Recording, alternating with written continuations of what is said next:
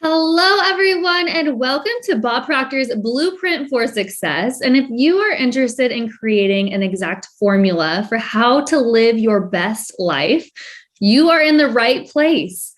There is no one better than Bob Proctor to teach you all the principles of success and help you lay the perfect foundation and give you the perfect blueprint for creating the life that you really want to live. Now, I want to give you a little bit of details about how today's event is going to go so you know what to expect, and then I'm going to hand it right over to Bob. First off, I'm Mikey Stiller, the Chief Operating Officer and Director of Marketing for the Proctor Gallagher Institute, and I'm thrilled to be your host for this event.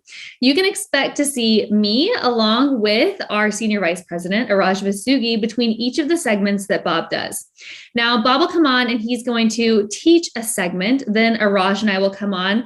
We'll break down the segment a little bit, give a brief recap, and then Bob will come on and move right on to the next one.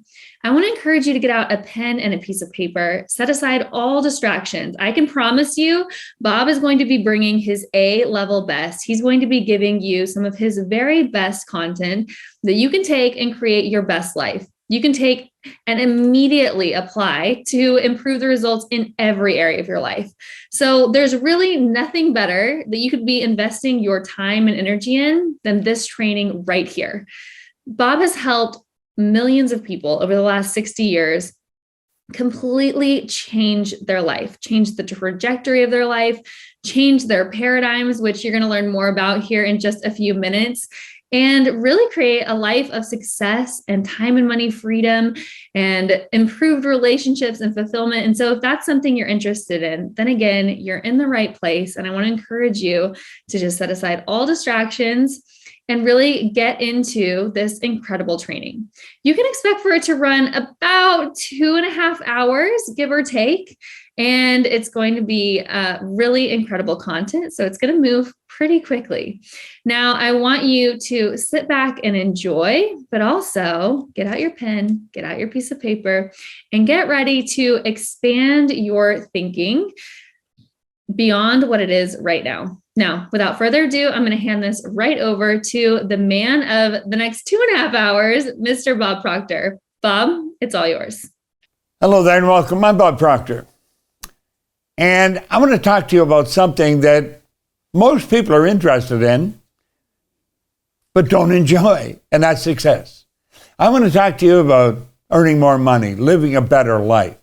You know, it's one time said there was a European, he was a great statesman. He said, the good life's expensive. There's another way to live that doesn't cost as much, but it isn't any good. Man, when he said that, he caught my ears. He's right. It costs a lot of money to live the good life. And I want to talk to you about that. I want to talk to you about an actual blueprint to live the kind of life you want to live. Now, I've put this together over the past, let's say, 50 years. I have never stopped studying this. And it's a subject that absolutely fascinates me. Bob Proctor's Blueprint for Success. This is an exact formula for you creating your best life. I love those two words, your best life. Now, I want you to think for a moment. I want you to stop and think. I don't care what you're doing. It's highly unlikely that you have your pen and a pad and you're thinking out how to figure out your best life. I don't think you're doing that. But that's what I want you to talk about. So I'd like you to stop thinking about whatever you're thinking for the next 20, 30 minutes. And I want you to really listen closely. There is a way to enjoy the good life. Now, I'm going to tell you how I came about this. Way back 1961, I know that was probably before your grandfather was born, but at any rate, on October the 21st, 1961, I met a man, and he gave me this book. Now, this book has been well read. It's falling apart. See what I'm talking about? It's Napoleon Hill's book, Think and Grow Rich. I have read this every day since October the 21st, 1961. There's been a couple of times when I left town I didn't take it and I really missed it. So I went online and I pulled something up on Think and Grow Rich and I read it there. But I've read it every day since 1961. A little bit of it. Now I started off, I read the whole thing. At any rate, the man that gave it to me, he said, listen, You've got to sit down and decide what you want. He said, if you can tell me what you want, I can show you how to get it. Now, I thought that was a rather arrogant statement for anybody to make. But, I was losing. I was going in the wrong direction, and I was picking up speed. And he said, you've got to sit down, Bob, decide exactly what you want. I said, he said, what do you want? I said, I want money. I want some money. See, I was earning $4,000 a year at the time, but I owed $6,000. I was not in a good place. I was in the place that a whole lot of people are in, though, going in the wrong direction. And he said, well, how much money do you want? Well, just off the top of my head, I thought I'm going to take it to the top, $25,000. And he said, okay. He said, you got to write that on something and carry it in your pocket. He gave me a gold card. And on this gold card was a quote by Earl Nightingale. It said, this great dream, this surging, dynamic thing, invisible to all the world except to the person who holds it, is responsible for every great advance of humankind. That's a pretty powerful statement. And he had me write what I wanted on here. And he said, even put the date on. Now, he said, you probably won't reach it on that date, because he said, when you put a date on a goal, you're guessing at it. But he said, you've got to put a date on. You got to have some date. It's like somebody said, that work expands to fill the time allotted for it. If you don't put a date on, you can just keep working ad infinitum until it's finished. So I wrote that down. And he said, now you got to carry that in your pocket. And every time you touch it, you're going to bring the picture on the screen of your mind. That's the purpose of a gold card. Well, do you know what this did for me? It caused me to start thinking of earning money. Now you'll say, well, doesn't everybody think about that? I'm of the opinion very few people think of that. You see, prior to that, all I thought about was debt. I earned $4,000 a year, but I owed $6,000. Somebody was always phoning me for the money I owed them. So I was always thinking of debt. Now, if your goal is to get out of debt, you'll probably stay in debt forever. And I had this thing of money written on here, and I kept touching it. You know what it did? It got me to stop thinking of debt and start thinking of earning money. It was the best thing that ever happened to me. Probably one of the most powerful things, because I did carry it. One day then he asked me, he said, do you ever read anything? And I said, no, I can't read. Now that wasn't true. I could, but not very well. He suggested that I read this book. And he told me, he said, this has been written by one of the most brilliant men in the world. He was mentored by the wealthiest man in the world back in 1903, Andrew Carnegie. Wealthiest man in the world at the time. Now, he said, start to read it. Read a little bit every day. He spent a long time mentoring Napoleon Hill. Napoleon Hill spent his entire life putting this together. Back then, it took 20 years. So it wasn't his whole life, but it was almost his whole life. At any rate, because he didn't live too far beyond that.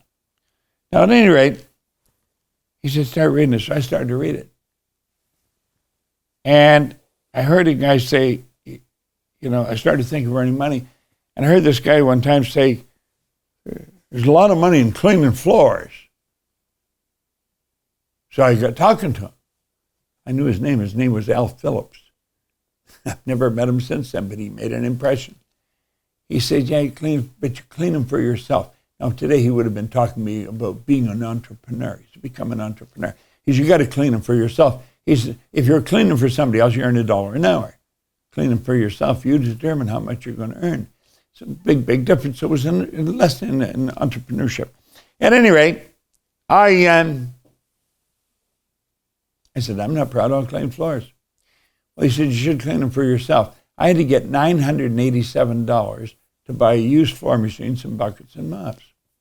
And it wasn't easy to find because nobody wanted to lend me money. I wouldn't have lent me money. It's not that I was dishonest, it's just that I never had enough money to pay it back. Well, at any rate, I found a person that lent me the $987, and I got the floor machine and the buckets and mops. I got one office to clean, $15 a time. Canada Starch on Comstock Road in Toronto. And then I got another office to clean, Kirby's Construction on Wicksteed Avenue. I got $65 a month for it. My mind goes back to then. I saw it all happening. Now I'm earning an extra $100 a month. Now that was pretty big since I was only earning $400 in my regular job. Do you know it wasn't too long until I had many offices in the city? Many. I'm talking about a lot of them. I was earning a lot of money. Then I decided I would spread out. In under 5 years, I was cleaning offices in Toronto, Montreal, Boston, Cleveland, Atlanta, London, England. I was earning over $1 million a year. Now, I found myself in London, England, and I was earning well over $1 million a year. So, I was throwing it all over the place. I didn't know how to manage money.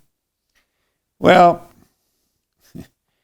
the Playboy Club was sitting right beside the London Hilton. I used to go in there and play roulette. I didn't care if I lost it because I knew where to get more. That was my life. I was very irresponsible.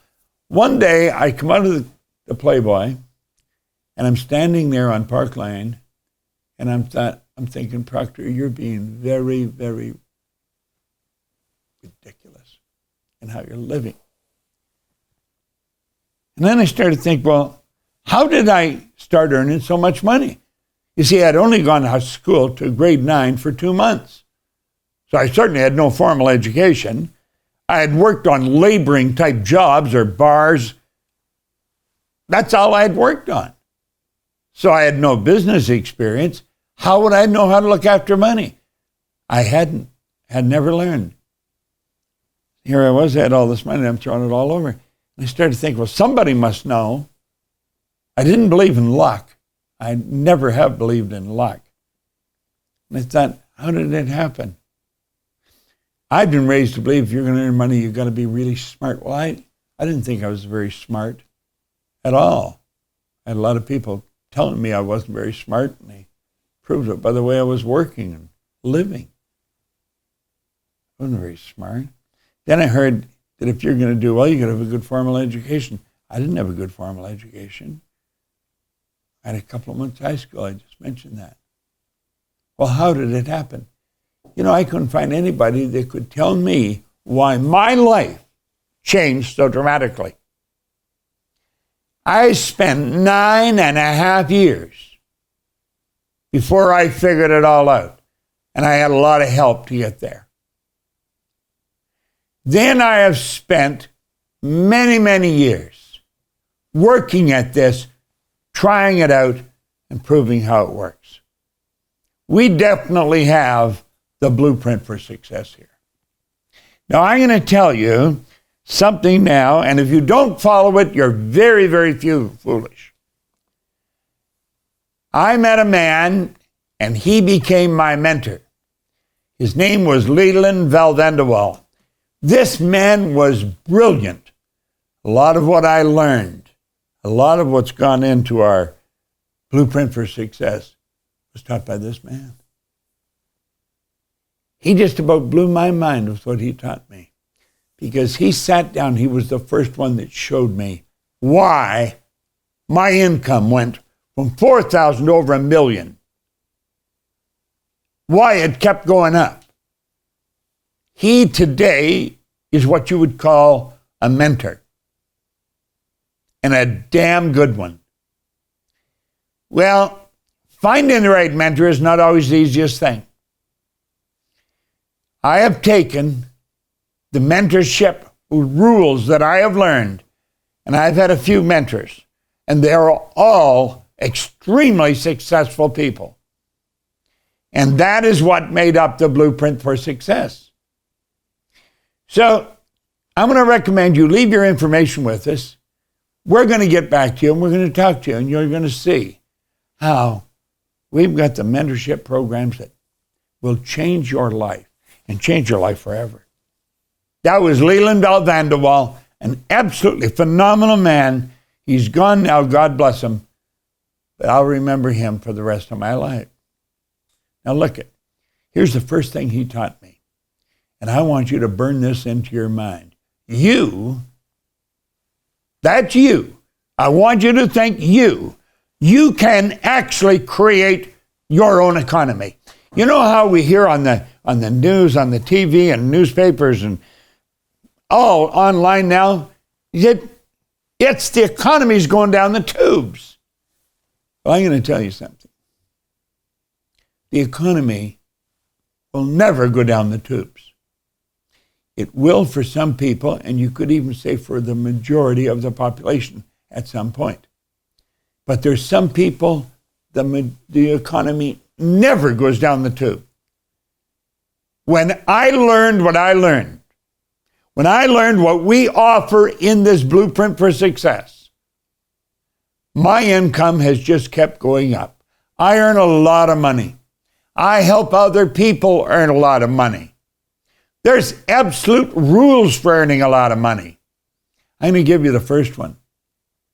This is the law of compensation. The amount of money you earn is always going to be in direct ratio to the need for what you do, your ability to do it, and the difficulty there will be in replacing you. I can tell you one more time. It's based on what the need for what you do, your ability to do it, and the difficulty there is in replacing you. You see, that's a rule governing success. Now, you may get that and then try and work at figuring it out. You've got to put it in to the right slot of the Blueprint for Success, or it loses its meaning. Well, we want to show you that. This is attitude. This is the person attitude. Now, we're going to show you what attitude is as we go along. But I'm going to tell you something changes everything in your life. It's all about the mind, all about the mind. And it's all about your marvelous mind. So as we start studying this, as we start really understanding this, everything in our life changes. What do you know about your mind? Do you know most people know nothing about the mind? Or what they do know, it's probably not accurate. So pay attention here. I want to show you something. Understanding your mind and working in harmony with the laws governing the mind is essential. Now, let me say that again. Understanding your mind and working in harmony with the laws governing the mind is essential. You may find one person out of 100 that really understands that. You say, well, Proctor, you're exaggerating. No, I'm not. Ask the next 10 people you meet what they can tell you about the laws governing the mind. They're not able to tell you they don't know. Now look at. Have you ever figured out why most people stay where they are? It's their paradigm. Paradigm is a mental program that is almost exclusive control over our habitual behavior. That's what it is. Yeah, it's a program. You got a program in your subconscious mind. You know, I've got a program here on this computer. Yeah, that's what it is. It's a computer. You're saying, well, it's your phone. Well, it may be my phone, but let me tell you something. There's more power in this phone. There's more program power in this in this phone than within the computer that took the first man to the moon. You say, get out of here. That's true. There's more power in here. Well, there's programs in this phone. There's people that write those programs. Okay? They write the programs. That's right. They put all the code down on paper. And you know something? The people who write the program for our mind know nothing about how to do it. You may find somebody somewhere where they know a little bit about it. Most people know very little about it. The people that write the code for the program that's going to control your life, because your paradigms literally control your life. Now let me show you how that all happens. Look here for a minute. I want you to look at the mind and paradigms. But let's look at your mind and your paradigm. I want you to pay very close attention to what I'm going to show you, because I'm going to tell you very few people know this. And as you start to understand this, your life will change. In 1934, the year I was born, Dr. Thurman Fleet was very involved in the healing arts and holistic health. He stated the mind is an activity, it's not a thing. No one has ever seen the mind. In order to gain clarity and eliminate confusion, I'm going to create an image that we're going to work with. He's going to create an image of the mind. Nobody's ever seen the mind. Watch closely, my friend. Don't wander off. Bring your mind to focus on this. This is a beautiful concept. The top circle is representing the mind. The bottom circle is the body. Now, the top half of the top circle is the conscious mind. The bottom half of the top circle is the subconscious mind, and the bottom circle is the body, and it all works through the body. Now, this image represents the mind and the body. The top half of the top circle is the conscious mind.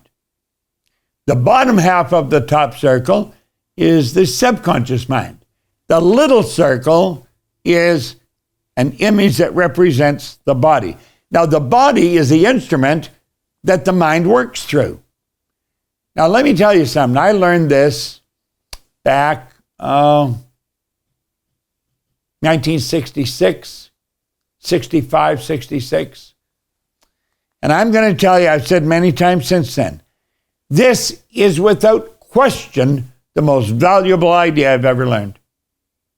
You see, no one is an image of the mind until they get this. I want you to let that represent the mind to you. And when you see in that and let that represent the mind, then you can change what's going on in your mind. And that is what everybody wants to do. If you want to increase your income, you got to change it in here first. If you don't change it in your mind first, it's not going to happen. It's got to happen up here before it happens out here in the physical plane. Absolutely must happen there. Now, keep thinking here for a moment. This is so important.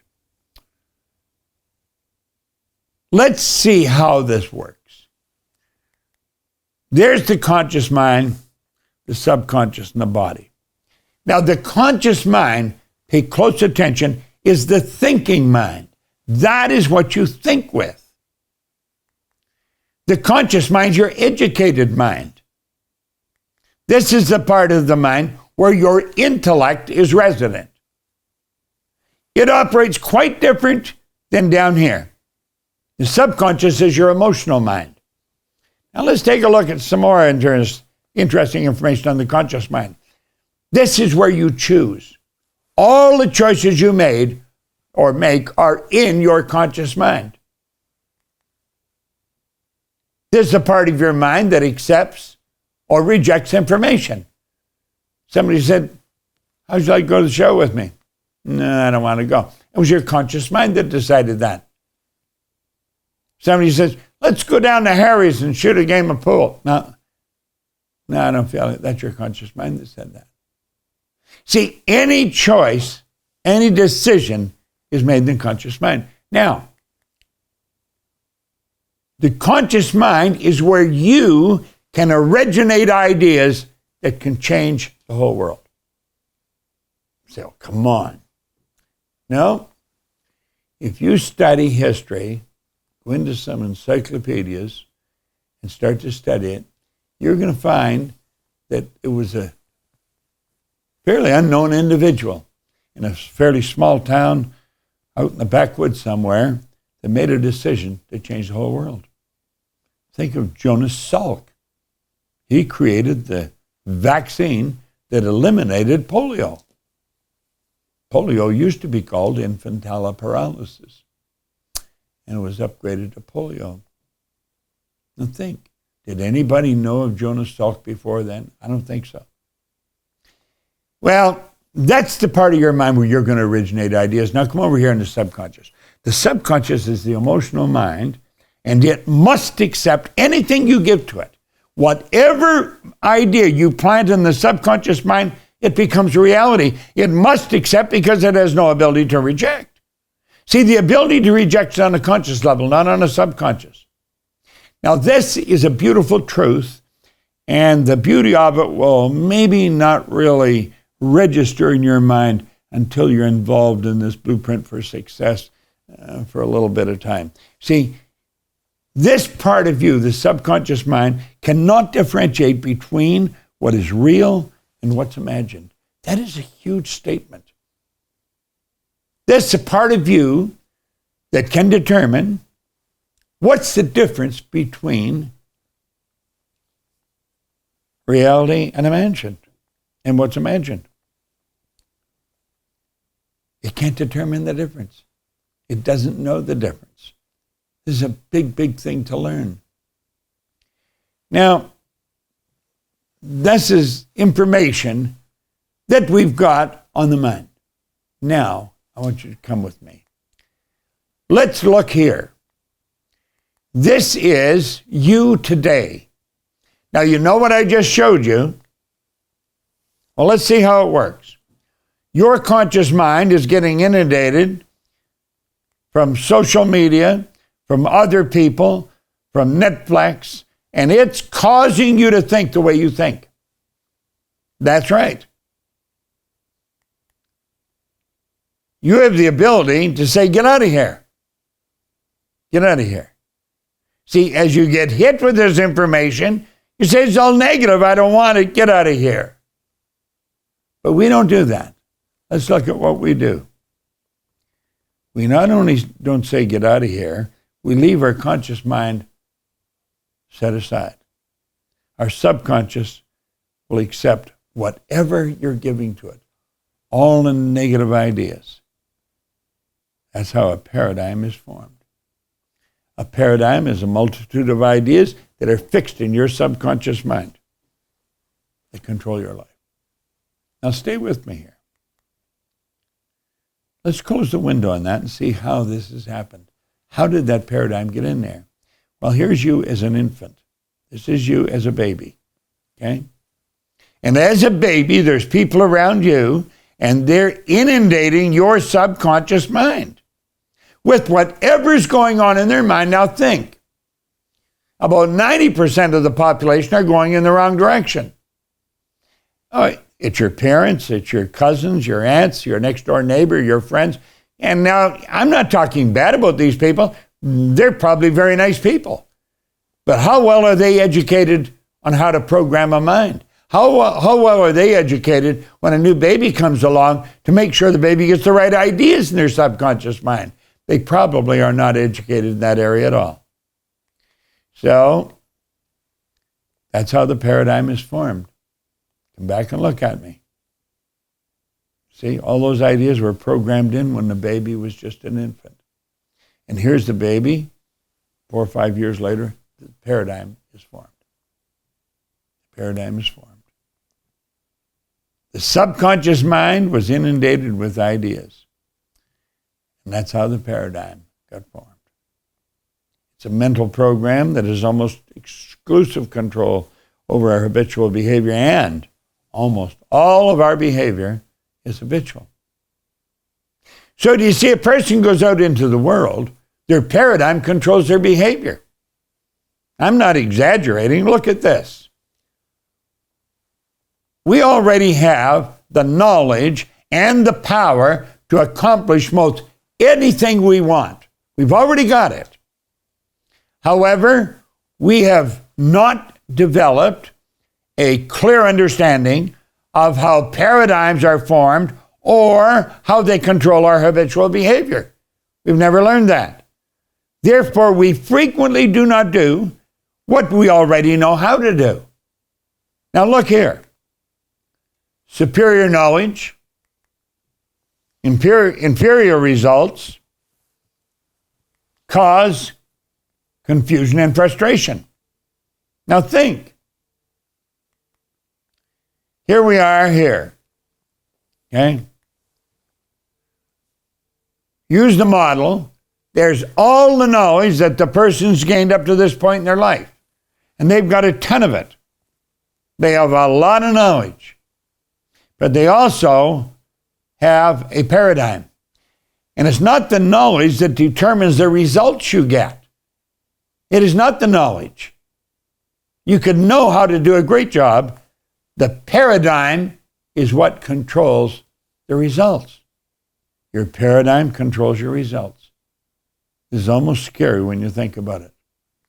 If you want to change your results, you've got to change the paradigm. It's absolutely essential. You're going to have to build a new self-image there. And you might ask yourself, do you know how? Do you know how to shift a paradigm? And the answer may be no.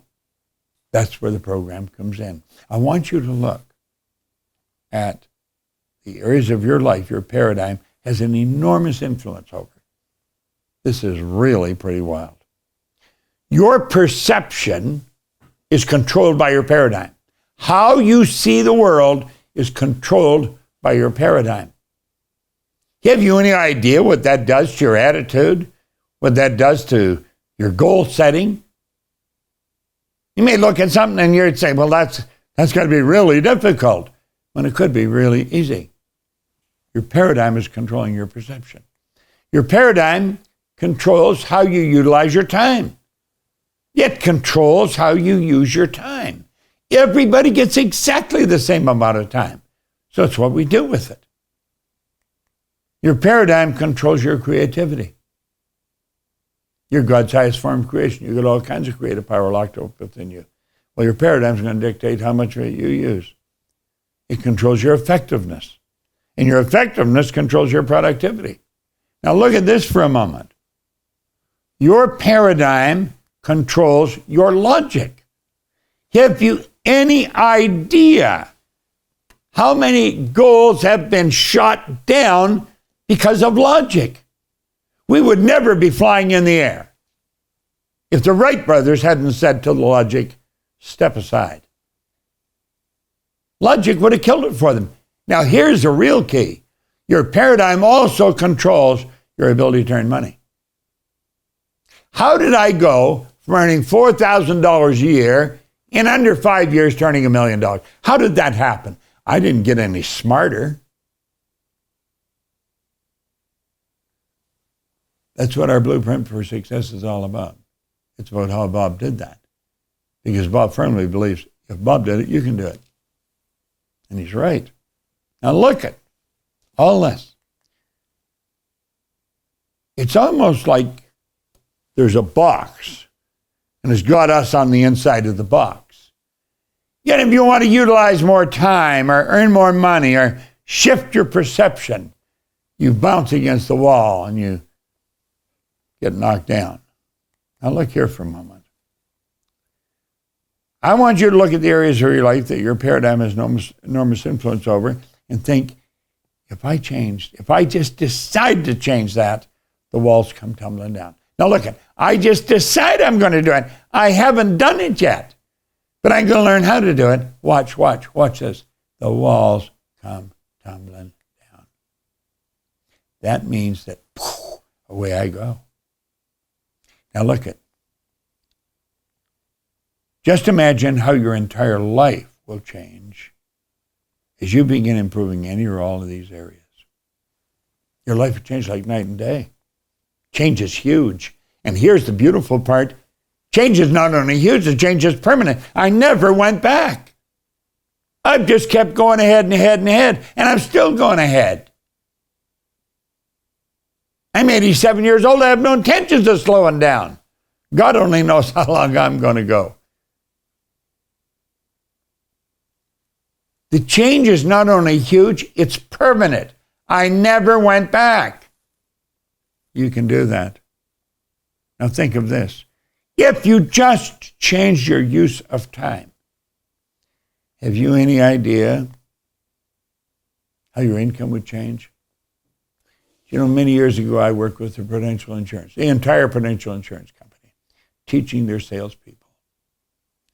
And you know, we'll go back here for a moment, the use of time.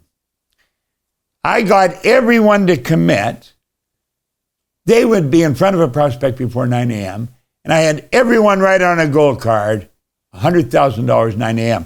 They had to ask the person to buy $100,000 worth of insurance. They didn't have to sell them. They just had to ask them to buy, give the person the opportunity to turn you down. The sales in that company went up by hundreds of millions of dollars. I'm not exaggerating. I got the book they printed that tells that story. You see, when you change how you use your time, you automatically, if you improve it, start to earn more money. It's a beautiful thing to know. Now look here for a moment. Albert Einstein said something really brilliant. He said, the intuitive mind is a sacred gift. The rational mind is a faithful servant. We've created a society that honors the servant and has forgotten the gift. What's the gift? I'll bring this back down for a moment. Your gift is the perception. It's memory, imagination, reason, intuition, the will. Think of this for a moment. What separates you from our pets? What separates you from all the animals that are running around you? Do you know? Well, they are what separates you. See, you can see, hear, smell, taste, touch. That picks up information from outside. Your sensory factors feed information from outside. I got a dog that can see, hear, smell, taste, touch. In fact, I got a couple of them. But I'm going to tell you something they can't do. They don't have these ideas of perception, memory, imagination, reason, intuition, and will. But you and I have them. And that's what separates you from all the rest of the animal kingdom. We've been given the ability to choose, to create. The animals haven't. They have not. Now think of this. Here's the mind. Here's the body. Now we take it and divide it into two parts. We'll show you the difference in the animal. There's the conscious and the subconscious. Now you see, you have your sensories. And those sensory factors are hooked up to your conscious mind like antenna. Each one of them are like an antenna. They're all plugged in there. Information just flows right into your consciousness. Now over here, you see, the conscious mind is also the intellectual mind. The subconscious is your emotional mind. There's the intellectual factors. You see, perception, the will, imagination, memory, intuition, and reason. You know the problem? We have never been taught anything about those. Stop and ask yourself, where in school did anyone teach you that you have a perfect memory? That you intuitively can pick up another person's energy, read their vibration, translate it in your mind. We've never been taught how to do that. Blow that up here and just look at that for a moment. Look at that for a moment. You've got all these marvelous powers, and we're left in the dark. Rather sad, but true. They're all sitting right there in your conscious mind, ready and willing for you to be used. It's amazing what you can do by using those. You see the imagination? I created a company that operated Toronto, Montreal, Boston, Cleveland, Atlanta, London, England. It was my imagination. Now look here. The paradigm is in your subconscious. With your higher faculties, you've got the ability to kick the paradigm right out of town. That's right. And you put in a new paradigm. The paradigm's controlling your life. This is what the Blueprint for Success is all about. What we teach is the most valuable information in the world. I don't know anyone else that's teaching it anywhere in the world. You say, well, somebody must be. I don't know who they are. I want you to begin to think. I want you to really think. Now, I'm going to show you here a word that makes all the difference in the world. It's probably the most important word in the English language, and it's misunderstood by a lot of people. You get your attitude right, you got everything right. It is very, very powerful. The Blueprint for Success definitely can change your life. I want to introduce you now to two of the most important executives in this company and two of the most important people I've ever met in my life. when it comes to building a business. And I'm going to tell you, they got the right attitude. I want to introduce you to Mikey Steller, who is our Chief Operating Officer. She's also a marketing director. And Arash Vusagi, who's the Senior Vice President of Sales. These two people, two of the most important people in this business. I'm going to ask them now if they would share a little bit with you on the blueprint for success. All right. Thanks so much, Bob. And this has been an incredible start to today's event on the Blueprint for Success. Araj, I know you were over there probably taking notes, but I'd love to just get into some of the highlights. And this is honestly the absolute foundation for creating a blueprint for success. So it's incredibly important. What are some of the biggest takeaways everyone should have? First of all, I love the name of this, Blueprint for Success. I've been mentored by Bob, as you have, Mikey, and he has a blueprint, and he has changed our lives considerably. So the first piece of advice before we get into the content of what Bob did, I would recommend everyone accept the idea that you're going to do exactly what Bob tells you to do, because he's got the best material, and he's going to show you exactly how to create your blueprint for success. And when I say accept the idea, like right now, just accept the idea that you are successful, that you're going to follow Bob's blueprint, and you're going to really create a massive jump starting right now in January, just so you can take a massive quantum leap and momentum going into the rest of the year. I love that. I have to say, if I rewind, and I've been studying with Bob, similar to you, really closely for 13 years now. In the very beginning, I didn't put a lot of importance on paradigm. It was a word that Bob used a lot. I didn't understand it to the depth, obviously, that I do now, 13 years later, studying with Bob for so long and so closely. But I feel like I brushed over it instead of valuing it right out the gate. And so for anyone who's brand new and might be hearing or understanding paradigm differently for the first time, or maybe not the first time, but the first handful of times, what do they need to understand about a paradigm and how it affects their life? It's so funny. I was the same way with you, Mikey. It's made so much sense, and I understood it intellectually, but I didn't realize how much it affects everything we do. So for the newest person, or for the person who has heard this 1,000 times, I will tell you, I want you to take a look at your results right now. That result is a direct reflection of your paradigms. So if you want to change the results, you have to change the paradigm. So how do we change the paradigm? We have to understand what it is first. Remember, a paradigm is a mental program that is controlling everything you do. And all of our behaviors are habitual, like Bob talked about. But a paradigm is a multitude of habits stored in a section of our subconscious mind. It impacts every area of our life, and it's a primary cause of our result. It impacts our ability to earn money. It impacts our use of time, our productivity, our efficiency, as Bob described. But the paradigm, like right now, Mike, if we look at our results, that's our paradigm. And if we look at our goals for 2022 and beyond, if I'm going to achieve X goal in 2022, then I have to operate from the paradigm of where that goal is. And Bob's going to get into goals as we go further into the blueprint for success. But I encourage everyone to really dig deep into what a paradigm is, into this first lesson in paradigm, because if you spend any time with Bob, you will never hear him not talk about a paradigm, because it is the key to creating change. And here's the beautiful part, Mike, and you know this as well as I do. Once you understand a paradigm and change it, the change is permanent. It never comes back. Yep. One of the things that Bob is so well known for, and something that we've both learned from Bob, is simplifying these big ideas. So these big concepts, and paradigm can be a really big concept.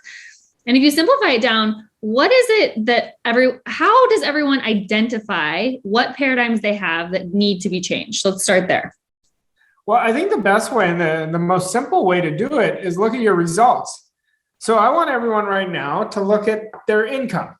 Well, that will tell you where your paradigm is around money. If you look at your weight, that will tell you your paradigm around your image. So if we just look at our results, the results will tell us what's going on inside of us. So once we change the inside, the outside changes. And the key here, and Bob said it so brilliantly, he said, when you allow present results to control your thoughts, you can't improve your life. See, what we have to do is it's an inside outside game. We have to make the decision right now, like I said in the beginning, and accept the idea that we're going to live the life the way we want to live, not based on what 2021, 2019, 2020 was. That has no bearing. We're starting new. We get to start new every day, but we have to make a decision every day that we're going to really attack our day and change our paradigms every day through the little things, because the little things compounded over time create the big results. You're not going to change your paradigm with one big activity. You're going to change it over and over. You have to consciously shift your paradigm. You have to consciously choose the right thinking that's in harmony with the new paradigm.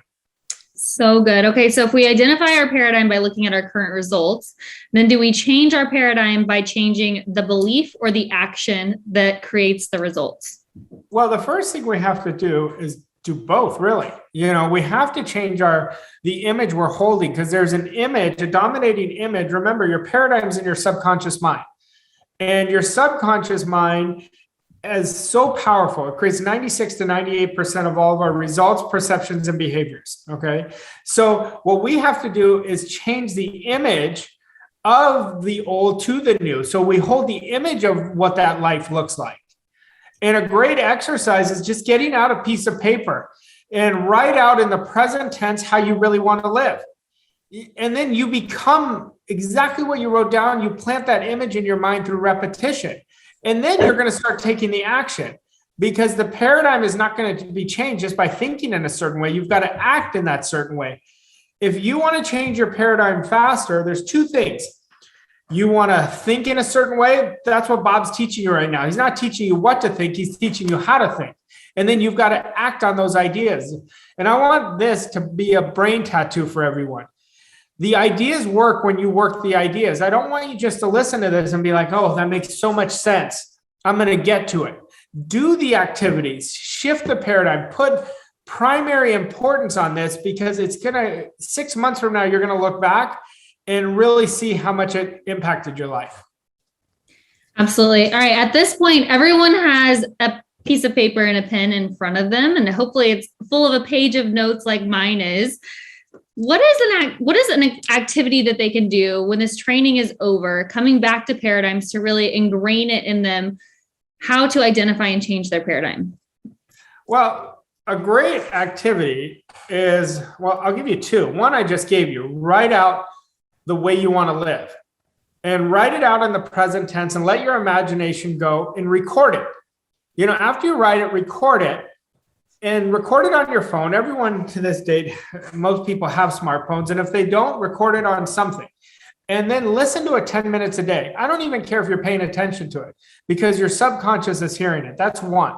The second thing is auto-suggest your primary goal. And what auto-suggestion is, for people who don't understand it or have never heard that term, it's a suggestion from yourself to yourself. And I know as the week goes on, Bob's going to talk to you about goal cards and really understanding goals. But if you auto-suggest how you want to live, let's say somebody wants to earn $20,000 a month. So auto-suggestion is, I'm so happy and grateful now that I am earning $20,000 or more every month, and I love it. I'm happy, healthy, and wealthy, and it is done.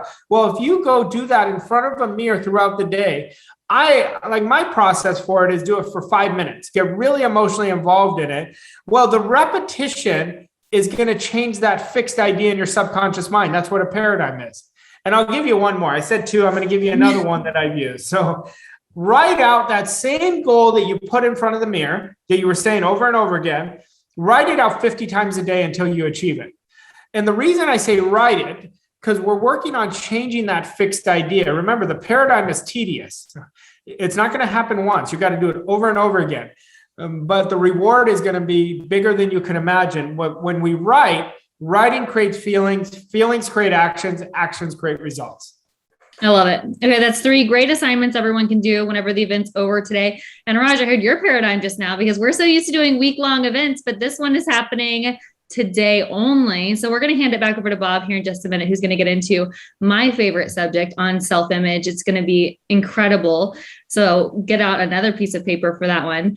But Raj, any final words on paradigms before we hand it back over to Bob? Yeah, I'll tell you, don't make it hard. Make it into a game. Make it fun. Just understand that the more you accept the idea and become coachable, and what I mean coachable is work the ideas that Bob's giving you.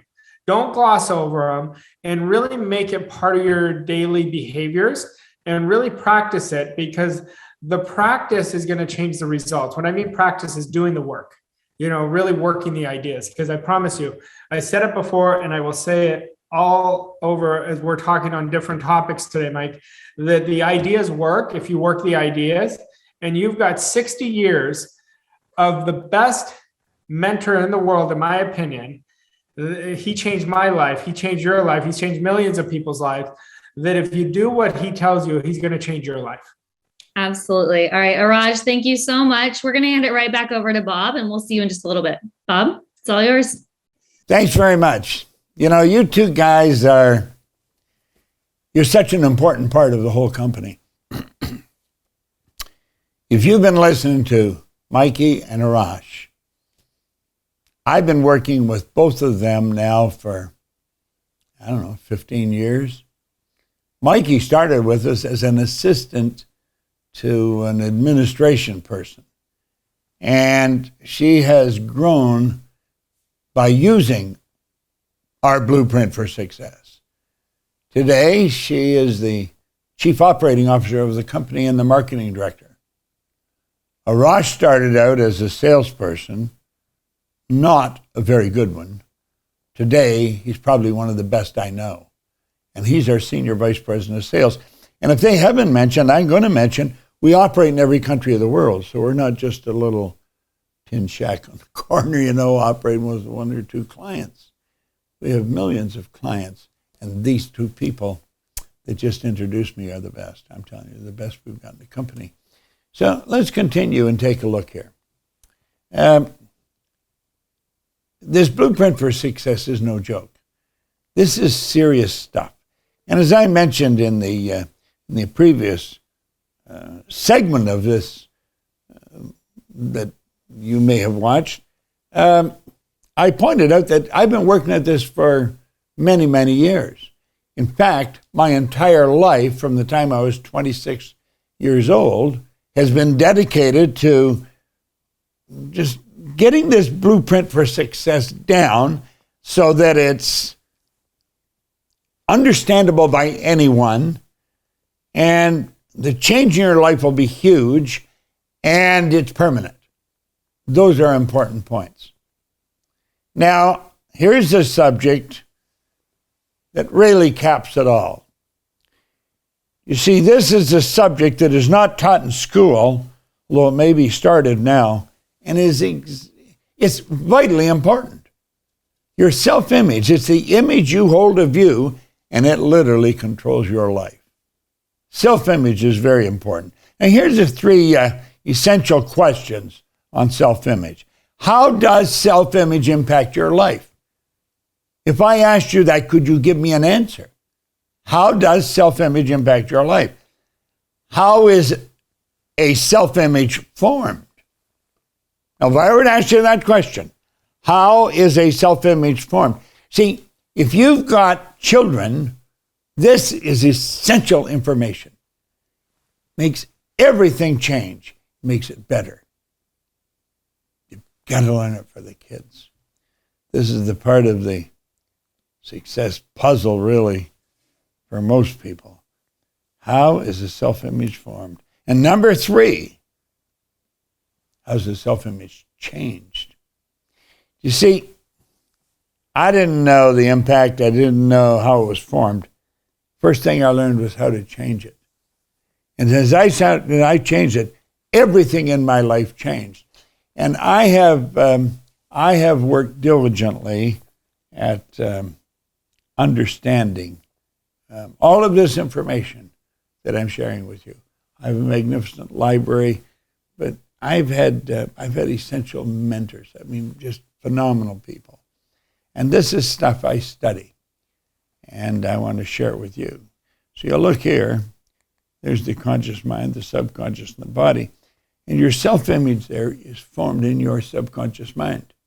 Now that self-image controls what goes into your bank. It controls everything in your life because it controls your results. See, this information is so important, and it's not taught in very many places. If you take the entire block of knowledge that we offer, and we offer it all over the world, I am suggesting you will not find it anywhere else. You'll find little parts of it, but you won't find what we've got. I have been studying this for it is 60 years. I have never stopped studying it. Better part of 100 years. I have dedicated everything in my life. I didn't see it as a dedication. I saw it as something I was so fascinated with, I couldn't stop studying it. And I want you to look at this. There's a great book. Everyone should own that book by Dr. Maxwell Maltz. This is a classic order for your library. He's the one that really discovered self-image as we understand it today. He was operating on patients. He was a cosmetic surgeon, and he was operating on people. And he may notice if he took a very distasteful scar off their face, there wasn't only a big change in their face, there was a big change in their personality. Now think about that. There wasn't only a big change in their face, in their physical self. There was a big change in their psychology, in their philosophy, and how they saw themselves. But here's the catch. Sometimes he would operate and remove the very distasteful scar, and there was no change in how they saw themselves. They had a big change physically, but they didn't have a big change in in how they saw themselves, in the image, in their self-image. Didn't happen. That led him, Maxwell Maltz, to postulate that we have two images. We've got one that flips back from the mirror as we stand in front of it, but there's another one that we hold inside. It's the one we hold inside we want to become familiar with. Get that book. It's got to be part of your library. Okay? Now we're talking about one life here. Just one life. That's all we've got so far as we know. It's about lifestyle. I think that's very important. You see? It's about contribution. Blow that up. That's important. It's about contribution. It's about how we spend our days. Goodness, that's very important. We have one life, and it all depends on how we see ourselves, our self-image. That's what's going to dictate what our life is like. We've got to get involved in this idea of growth. And if you're going to grow, you've got to understand that you've got to change. Change is the name of the day. I'm going to help you change because I'm going to introduce you to our stick person. And you're probably already very familiar with him. But that represents the mind. That graphically illustrates the mind and the body. You know, no one's ever seen the mind. You can take neurosurgeons and they've never seen the mind. You think, my God, they haven't? No. But they would have an image that they're working with. Well, here's a universal concept that anyone can work with. It's the conscious, the subconscious, and the body. So let's look at this. The conscious mind is the thinking mind. It's the educated mind. It's where the intellect is resident. That's in the conscious mind. The subconscious mind, totally different. Totally different. Now let's come back over the conscious mind. It has the ability to choose. It has the ability to choose. And that is because of the intellect. We'll see that later on. Okay? It has the ability to accept or reject whatever you give to it. Have you ever stopped and thought the time you accept ideas from somebody and they left you totally demoralized? They may have said something about you that wasn't true, but it was negative and you let it bother you. Here's a given. You've got to get to a point in your life where what other people say or think of you has nothing to do with you. You don't spend any time giving any thought to what other people think of you. It's not important. It's what you think of you that's important. Okay? Now, in the conscious mind, you have the ability to originate. You can originate ideas. You can come up with anything. This company is nothing but the manifestation of an idea I originated many, many, many years ago. Today, we operate in every country in the world. It's a beautiful concept when you think about it. I love teaching this. The emotional mind must accept information. Why? Because it has no ability to reject. The subconscious has no ability to reject. Now, the conscious mind can accept or reject. Subconscious can't do that. Your subconscious mind has the ability to accept. Your conscious mind has the ability to accept and reject. Subconscious must accept and cannot reject. Now look here. Your subconscious mind cannot differentiate between what is real and what's imagined. It doesn't know the difference. In other words, let's think of this for a moment.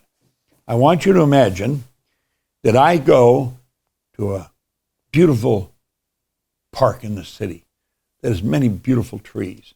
I can sit down, lean up against one tree, look around, see all the trees, close my eyes, and visualize I'm sitting in my own backyard. I'm sitting in my own backyard. My subconscious mind doesn't know the difference. I can visualize myself with the business I would like to have or the company I'd like to be a part of. Your subconscious mind doesn't know the difference. Start imagining what you want. I've always said, if you can tell me what you want, I can show you how to get it. Now look at that is mighty important. Mighty important. Okay?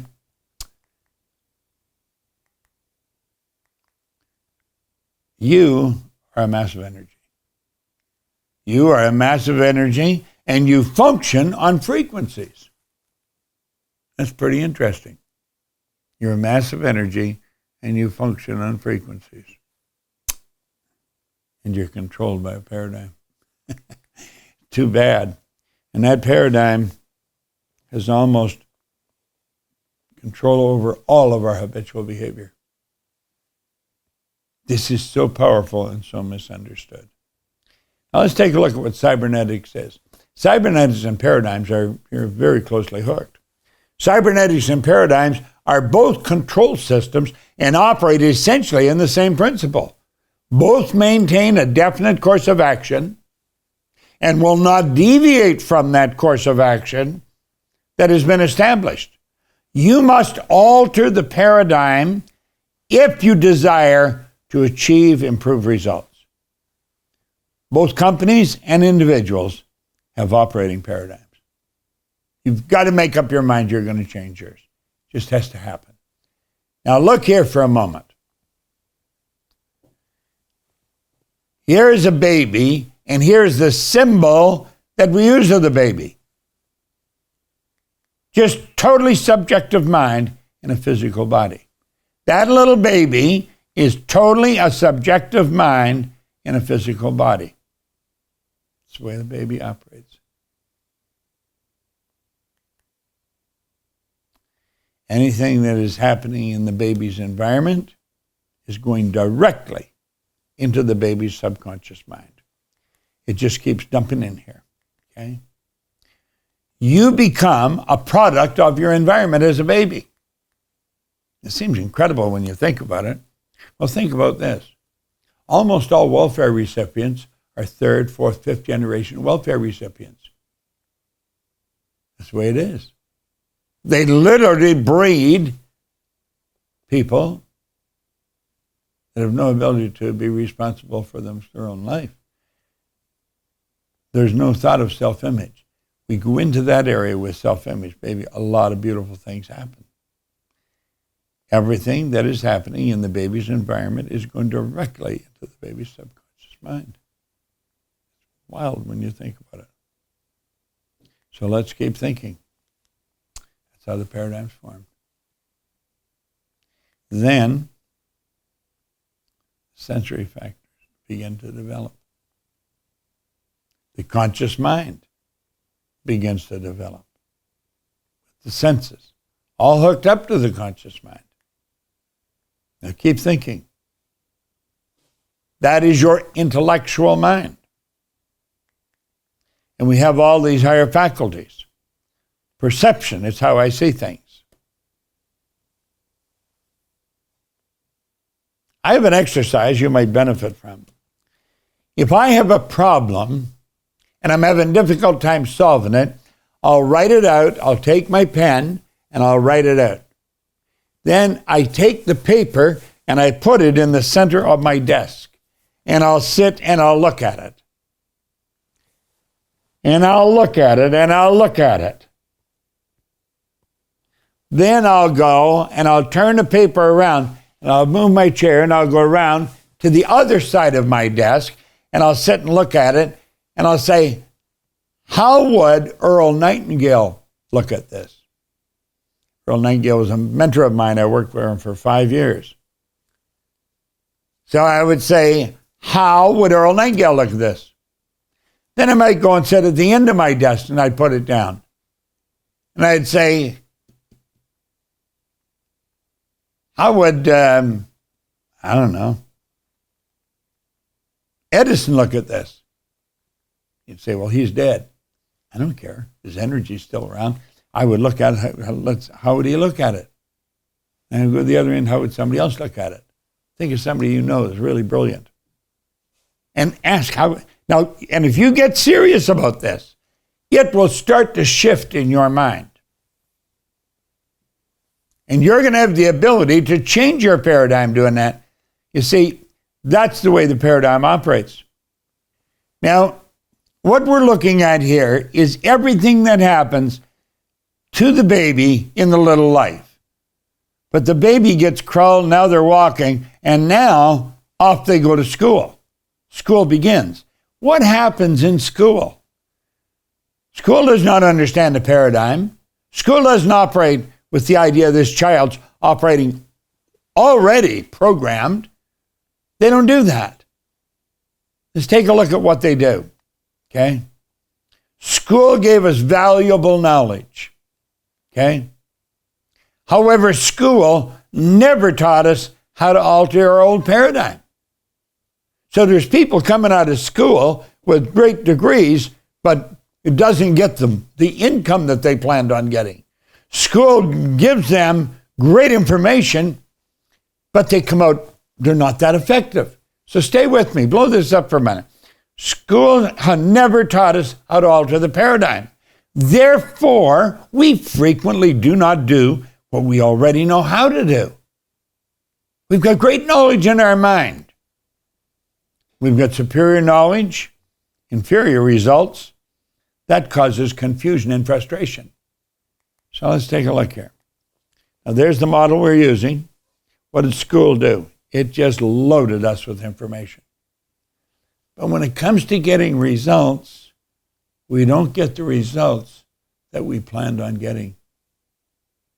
You see, the results don't match up with the knowledge. Why? It's not the conscious mind that's determining what you're getting in results. It's your subconscious mind. That's where the paradigm is. It controls the results. All this information that was programmed in there when you were a baby got nothing to do with what we learn in school. You get all this valuable knowledge in school, we don't get it. The paradigm literally controls the results. If you want to change the results, it's absolutely essential that you change the paradigm. And if you don't change the paradigm, Ain't going to happen. Now, this one part we're talking about self-image, I mean, that is vitally enemies. Let's take a look. I'm going to show you how the paradigm operates, okay? Now, this is a thermostat, and it operates as a cybernetic instrument, okay? You set the temperature, let's say, at 70 degrees, okay? You're at home.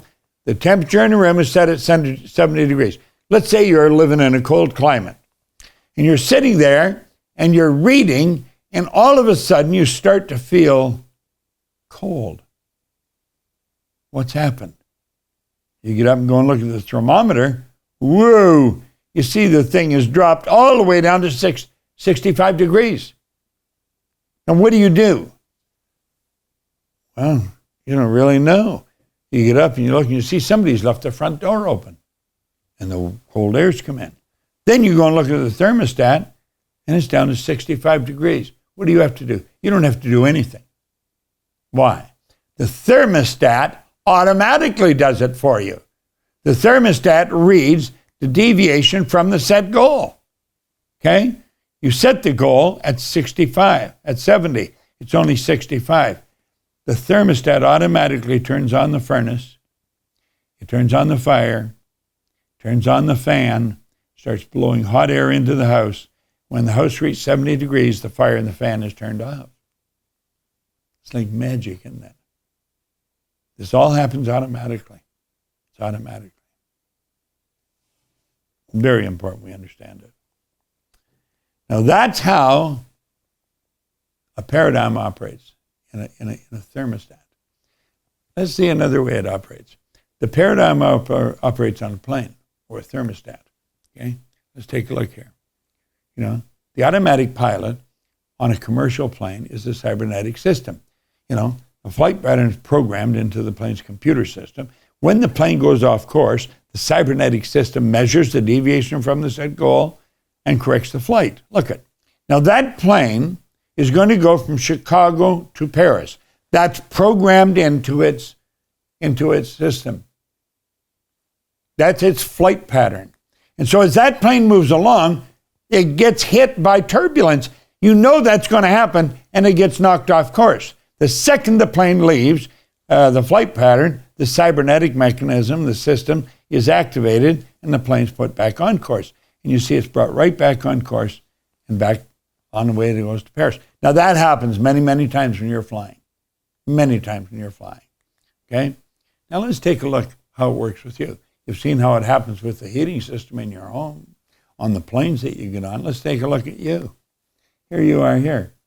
This is your self-image, okay? Your plane, your body, you want to get your body to move into action, okay? That's important. You're overweight.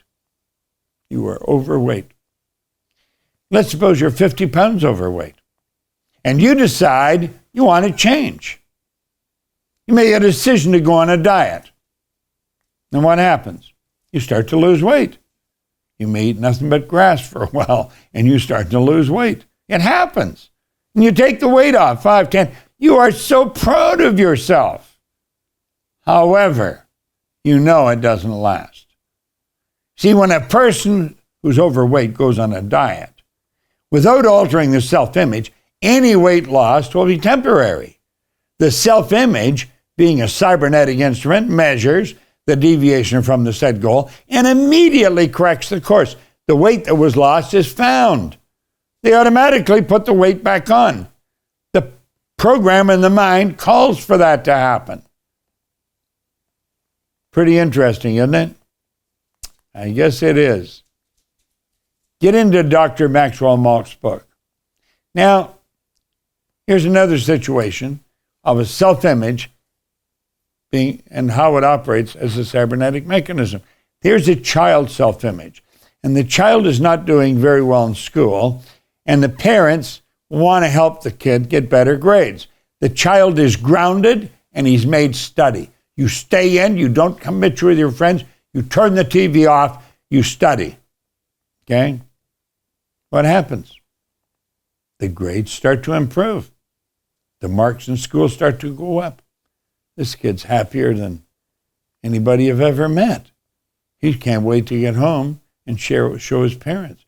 You see, when he's receiving poor grades in school, it's an expression of the self-image they hold. Now, the person believes they're not very bright.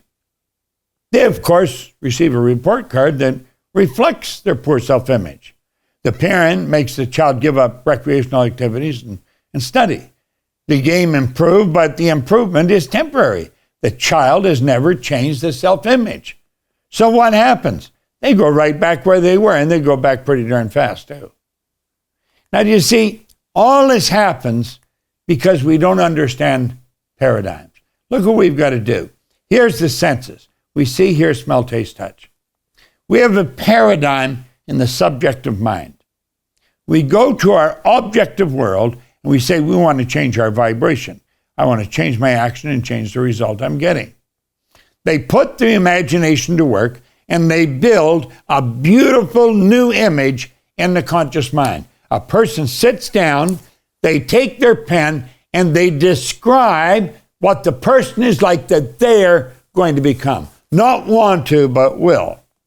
Okay? Now stay with me. They impress that idea upon the paradigm. The paradigm starts to die for a lack of knowledge. The new paradigm starts to take over. You see, Buckminster Fuller said, you never change things by fighting existing reality. You change things by building a new model that makes the existing model obsolete. It's just the way it works. So let's take a look here. There's the mind. There's the body. Okay? Conscious mind and subconscious. We know we can see, hear, smell, taste, and touch. We know we have these sensory factors hooked up to the conscious mind. So we can bring ideas in from our outside world that will enable us to build the beautiful image that we want. We can do that with our intellectual factors. And we can turn it over to the emotional mind. And if you recall, we said the subconscious mind couldn't reject. It had to accept whatever you built. And here we've got these beautiful images, these tools. Now, we may not have learned how to use them in the past, but I'm going to tell you something. In the Blueprint for Success, all of these are taught one at a time. They're beautiful. They're all lodged in your conscious mind. And they enable you to change your paradigm. Your paradigm will take a walk. Get out of town. And that's how it happens. And when you do that, you build a new image which changes the vibration that you're living in. Here's something I really love. It's a quote by Alfred Adler. I am grateful to the idea that has used me. And these two people I'm going to turn it over to right now, I'm certain they're very grateful for the idea that has used them. Everybody in our company feels like that. And as you take a look into this Blueprint for Success, you're going to think the same thing. Mikey, it's all yours. All right, Bob, thanks so much. And it's so great to be back with you guys. That was one of my absolute favorite lessons over all the years of studying with Bob. And I hope you really enjoyed it and benefited from it. And now Araj is going to help us break it down. So Araj, what were some of your biggest takeaways from the lesson today? You know, self-image is so critical to understand. There's so many takeaways. You know, the first one is when Bob was finishing talking about how that idea has used me. You know, this idea has used me. I know that. And I remember Bob told me it. He goes, you may not understand it right now, but you will. And I'm sure there's people listening to this. This idea will use you going forward. But going back into self-image, the questions were so great. But my favorite question that Bob asked was, how does self-image impact my life? You know, I want everyone to look back right now and ask yourself, you know, what is the image of myself? What is the attitude of myself? You know, attitude and self-image go so closely together. And Bob was talking about attitude a little bit in this, you know, but our attitude towards ourselves is our image of ourselves. And our self-image is a direct reflection of what we draw to ourselves. And we can never outperform our self-image. We can change it, but we can't outperform it. I'm going to say that again. This is super important to really understand. Our self-image, we can change it, but we can never outperform it. So if we go back and look at paradigms, and Bob, once again, because paradigms is in every lesson because it's critical, you're not going to change your results until you change your paradigm. And you can never outperform your self-image. That's one habit that constitutes our paradigm. So it's very important that any goal we have, that we first go into changing that behavior, changing that image of ourselves, changing that identity of ourselves. And as we do that, the image is going to change. And attitude goes so closely tied into image. They're working so closely together. And what is the attitude? We want to understand it. Our attitude is our thoughts, our feelings, and our action. And our attitude, there's only two things we control, Mike. We control what we think about, and we control our attitude. That's it. I love it. I've said that this is my favorite lesson, and that's because it's so easy to see results as you're working on your self-image. You get like this instant feedback.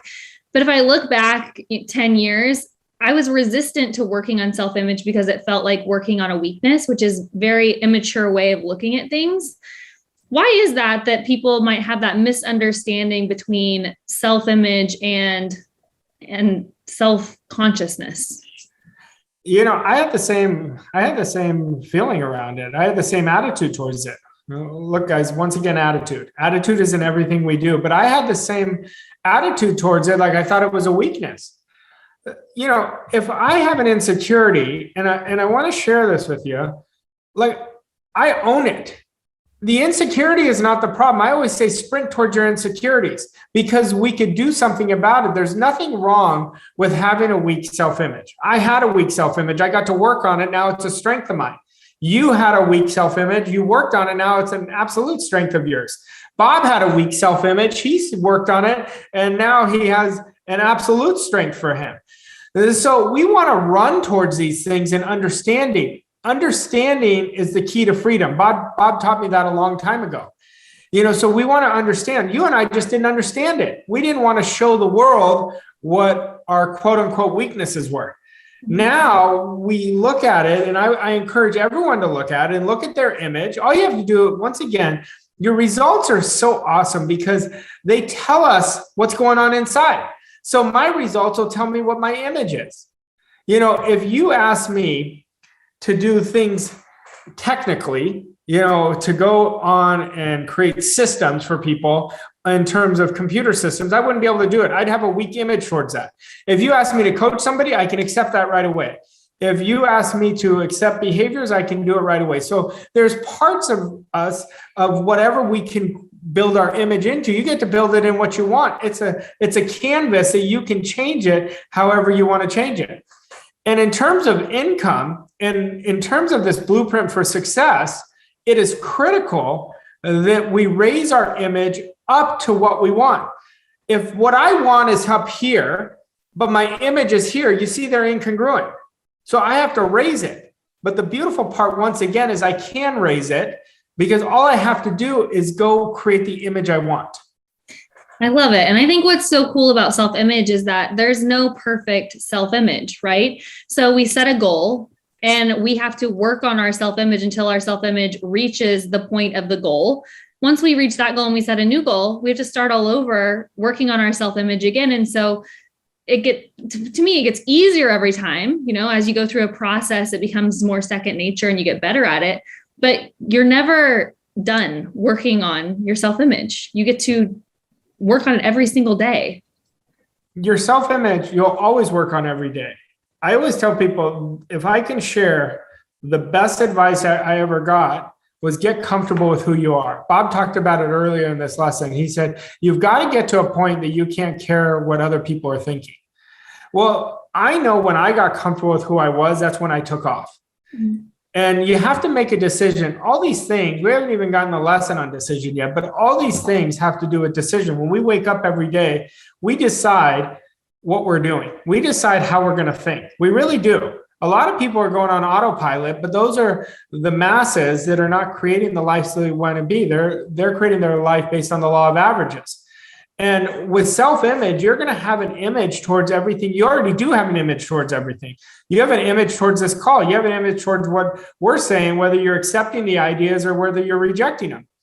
But the image of you getting comfortable with who you are is going to propel your life in everything you do.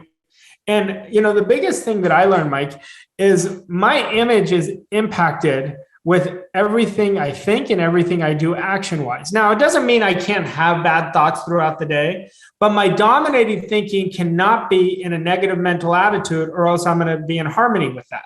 Mm-hmm. So you don't have to be perfect. It's a work in progress regarding image. And our attitude, once again, an image is I keep saying it because you can't have one without the other. And our attitude is our thoughts and our feelings and our actions. And our attitude is our competitive advantage. Absolutely. Raj, what is the most important thing that everyone understands about self-image and pulls from today's lesson on self-image? I think the most important thing is that you can change it, number one. And number two, how much it impacts your life. Right now, everything that is coming in your life is what you're in harmony with, what your image is in harmony with. So if you don't like it, you can change it. A great exercise to do is write out in the present tense again, write out the person you intend to become. It's just a paragraph, write it out, then embody those characteristics of that person. But the best way that I found, it's a two-way step to change that self-image, is through your writing, because you have to know who you want to become first. And then you take action, start acting as that person every day. And everybody's heard fake it till you make it. You may not even know what that person looks like. Just pretend it from the place of what you know, from any characteristic, but start taking actions. Change the way you dress. That's the first thing you could do to change your image. Yep. You jumped ahead of me a little bit because I was just about to ask you for a great activity everyone could do to build their self-image. And so let's go just a little bit deeper on that into the details. What details does someone need to include when they're writing out their perfect self-image? Well, put on the top of the paper first, who do I respect? What are the characteristics? Write out the characteristics you respect first. And then what do you want to become? Write that out before you even write your self-image statement out.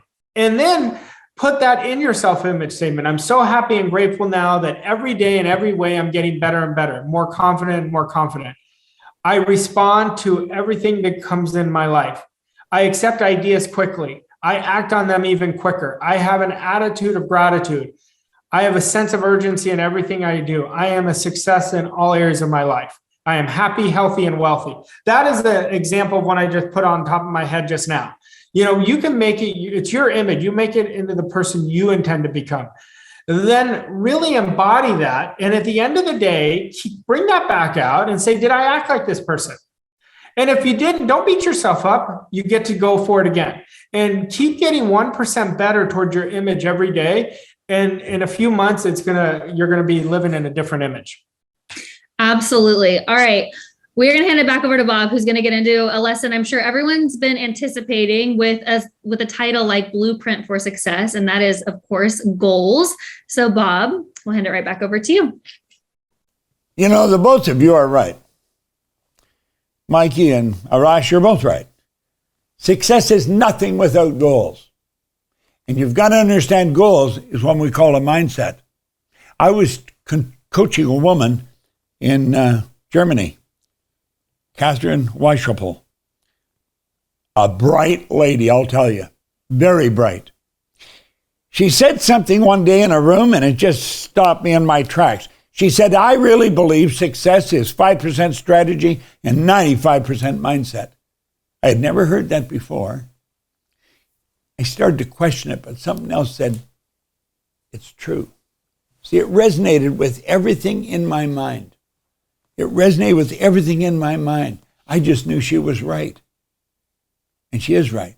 And I think this accounts for people that maybe don't have too much on the ball, maybe really don't pay a whole lot of attention to the things you should be paying attention to, and yet they're stars.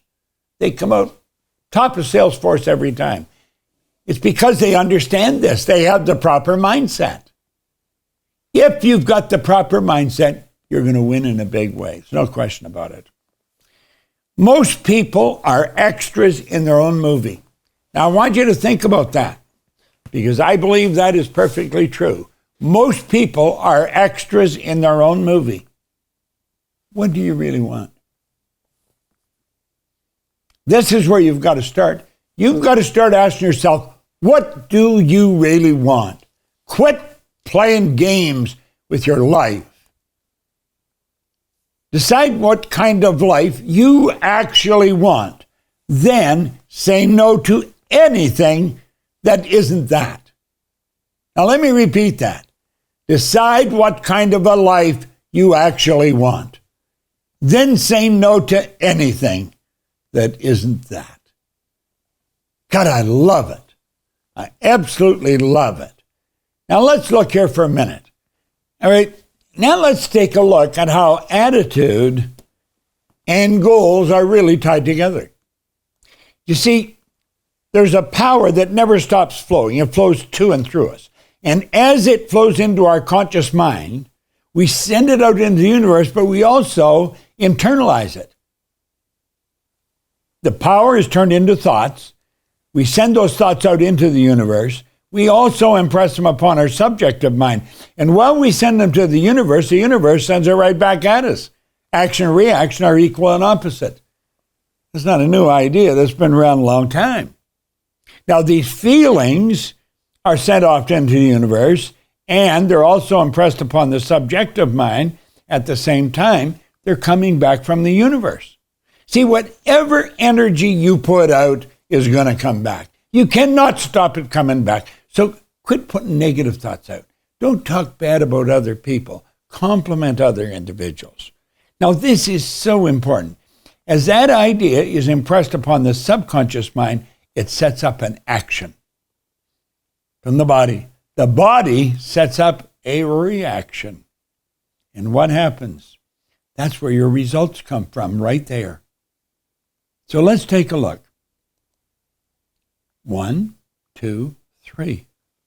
Attitude, thoughts, feelings, and actions. That's what attitude's all about.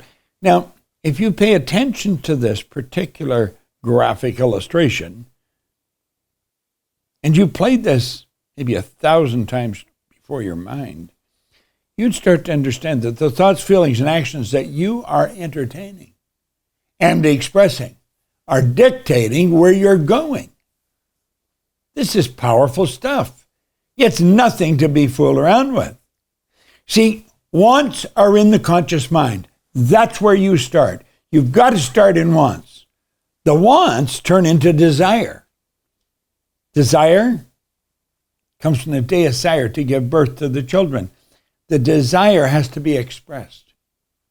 It expresses itself in action that turns in results. Such beautiful ideas that most people miss. Now grasp this. You are a mass of energy and you function on frequencies. I'm talking about you. I'm talking about you. You are a mass of energy and you function on frequencies. This entire body that you're living in is nothing but a mass of energy. So look here. Let's learn a little about ourselves. Like a glistening, radiating, gleaming form. If you put your body in front of an infrared television camera in a completely dark room, you would appear as a glistening, radiating, gleaming form. That's the way you would look. That's you. That's your body. But understand that's not you. You are a soul. You don't have a soul. You are a soul. And it's how the soul is working that's expressed through the body. The body's an instrument of the mind. So let's get into an idea on one of the laws and relate it to life. We're getting into laws on vibration. Vibration is a very important law of the universe. It decrees that everything moves, nothing rests. Now, a frequency is the level of vibration. What we want to try and grasp is the fact there is an infinite number of frequencies. An infinite number of, no one knows infinite. You can't count it. So let's look here. Pay attention. Every frequency is connected to the one above and the one below. There's an infinite number of them. And they're all hooked together like the colors of a rainbow. It's a beautiful idea. So stay with me here. Each one of them are connected. that means you can just move from one to another at warp speed. The most powerful computer in the universe is resting right between your ears. We want to learn that. We want to understand that. We want to see how it works. Every frequency is connected to the one above and the one below. That's a huge idea. Every frequency is connected to the one above and the one below. There's no line of demarcation where one stops and the other starts. This is a phenomenal bit of information that we haven't always known. Now, we're gifted with higher faculties than any other form of animal life. And we're gifted with these faculties so that we can work properly with these levels of vibration. Einstein said the intuitive mind is a sacred gift. The rational mind is a faithful servant. He went on to point out that we've created a society that honors the servant and has forgotten the gift. Now look at the gift. Perception, memory, imagination, reason, intuition, the will. These are phenomenal tools. As you get into the various success lessons in what I'm talking about here, you're going to start to see how these higher faculties are properly used. And it's rather interesting. Now, let's go back to the law of vibration again. Let that X represent where you are in your life. Let the X represent where you are in your life. Take an honest look at where you are in your life, and you'll see how you got there. You'll see it. So take a close look here. Take an honest look at your life, and you're going to see how you got there.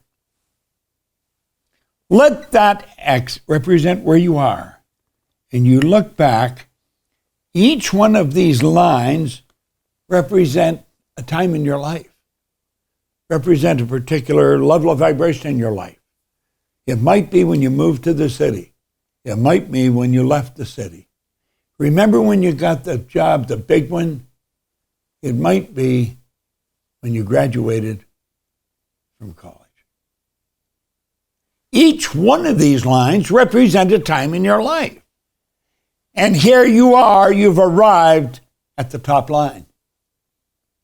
And you're looking off out into the dark. You're looking out off into an area that you have never been. And lo and behold, an image comes to your mind. And you have an image. That X out there is a picture. It's a picture, a beautiful picture. But you know something? It doesn't stay. It fades.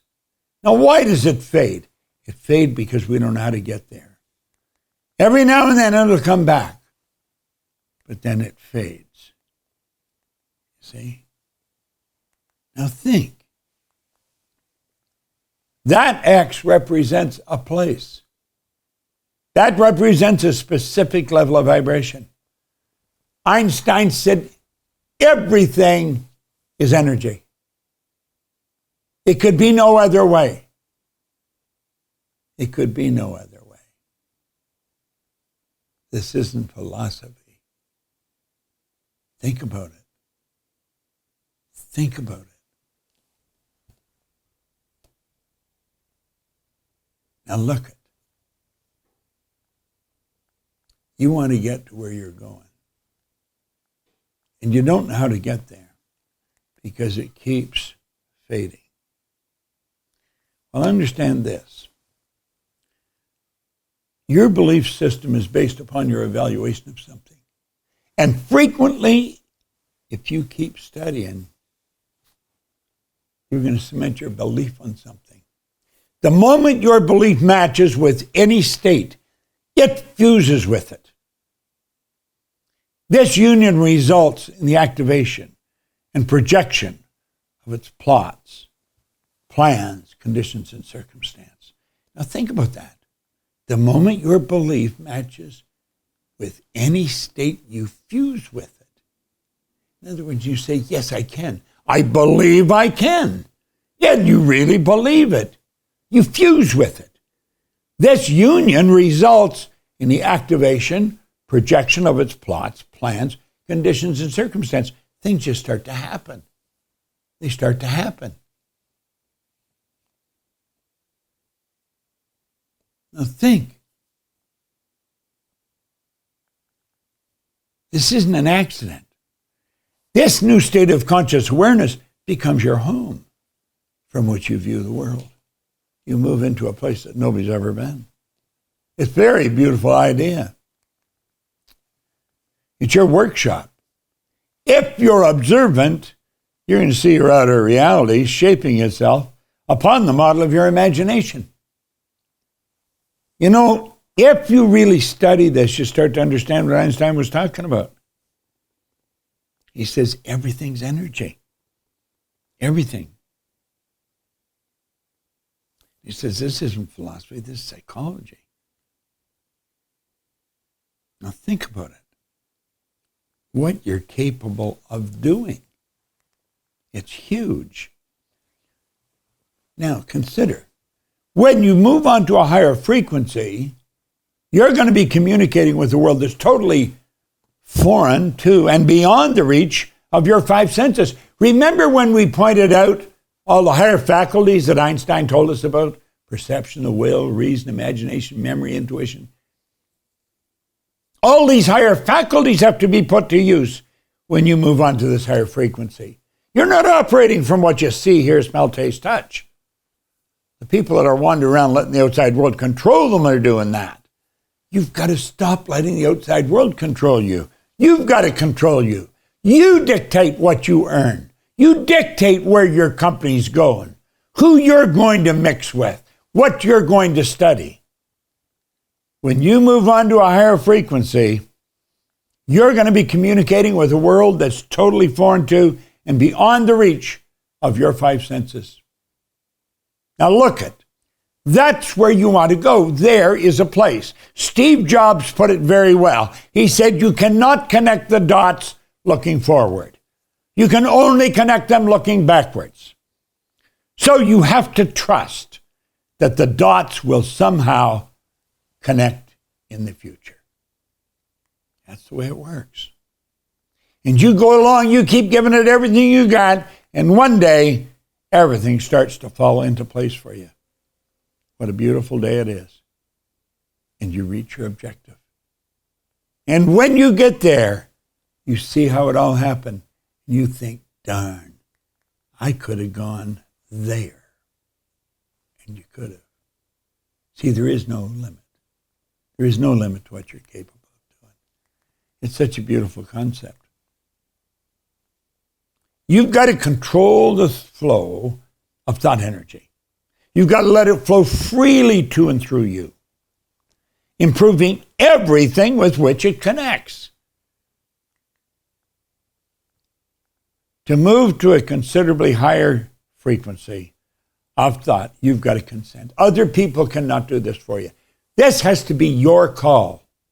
You've got to do it. It's got to be your decision. It's got to come from the beauty of your own mind.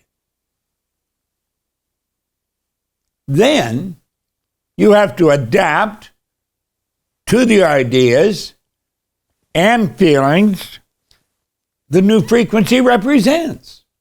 Now let me repeat. To move to a consider higher frequency of thought, you've got to agree to it. I could not move your head, nobody can. This has got to be your call. Then you have to adapt to the ideas and feelings the new frequency represents. See, at the suggestion of a move, your paradigm is going to instantly put up a royal battle, and it'll continually fight you. You must take conscious control over your paradigm, remove and replace it. You've got to take control over it. You cannot let this idea that's been welded into your subconscious mind by previous generations control you. No more. Now, look here for a moment. We talk about right in the heart. And we're talking about something, a muscle, that pumps blood from our chest. That's not what we're referring to. We talk about the heart, we're talking about the heart of hearts. We're talking about the place in the subjective mind. We're talking about the soul in truth. Well, you see, the real power for growth comes from the heart. That's the universal mind. And the wants are all in there for you, stacked in the right order.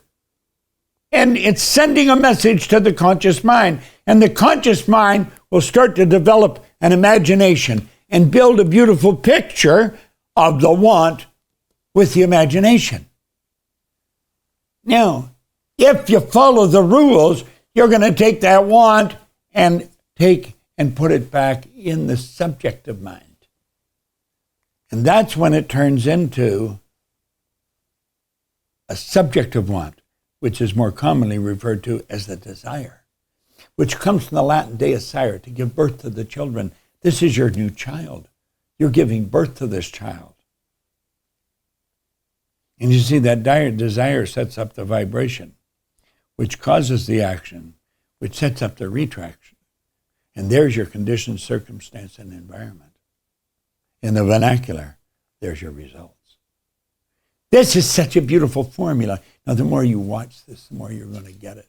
So watch it often. I'm going to show you the ABCs of goals. There's more time and money wasted on this concept than you'll think of.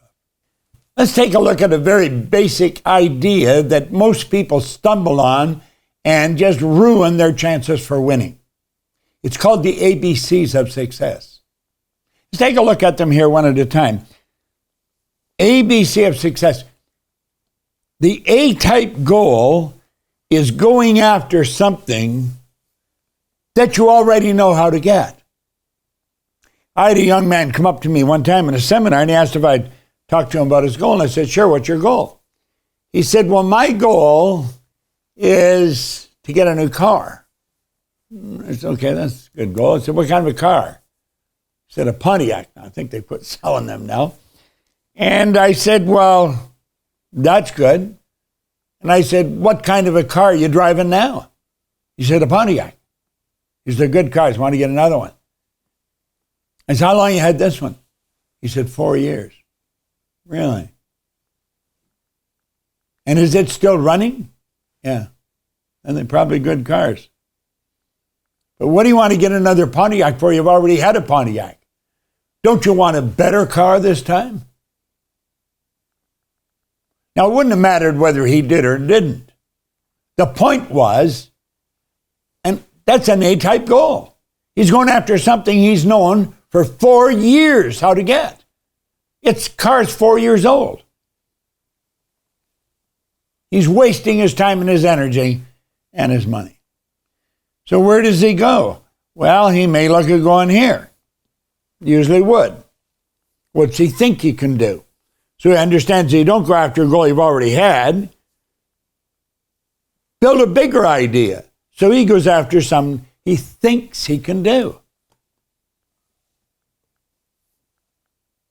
Now, we've got to understand that we're not playing around just with thinking here. You're going after something you know you're going to get. You got to know it. This is the beauty of it. A C-type goal is what you want. It's not just something you think you can do. It's not just something you've already done. This is what you want to do. Remember, the wants come from the heart. It comes from inside. It's your soul. It's the higher side of you. You're God's highest form of creation. And it's the essence of you wanting to come to the surface of your consciousness and do it. That's what you should be going after. And what happens? Well, you're down here. You're going from what you know how to do, and you play with that for a while, and it doesn't work, so you go up here and do what you think you can do. And you mess around there for a little while, and it doesn't really work right, and so you give up, and you say, the heck with it, and let it go. And you come back here, and you're trying to get excited about something that you've known for 4 years how to do again. And pretty well that washes out, and you go back up here. Now, do you know that a person can get tired going back and forth and back and forth? Why don't they go after what they want? Well, I'm going to show you why. they have been taught that is off limits. That is off limit. That's where things get hot and burn, baby. That's off limits. That's for kids. They fantasize. They build a picture in their mind of being the police officer, a fireman, a big position. They build that in their mind. But it's sheer fantasy. It never happens. You see, the instructors have never learned that fantasy is where everything starts. They don't know that. You got to be learned to stretch. You just go past A and B and you stretch. You really stretch your mind. And it'll never go back to its original shape. You got to go after a C-type goal. This is what you really want to do. You don't know how, but you know you're going to do it. Now that is how you get to where you want to go. That's how you really make something out of your life. Fantasy, theory, fact. That is the process.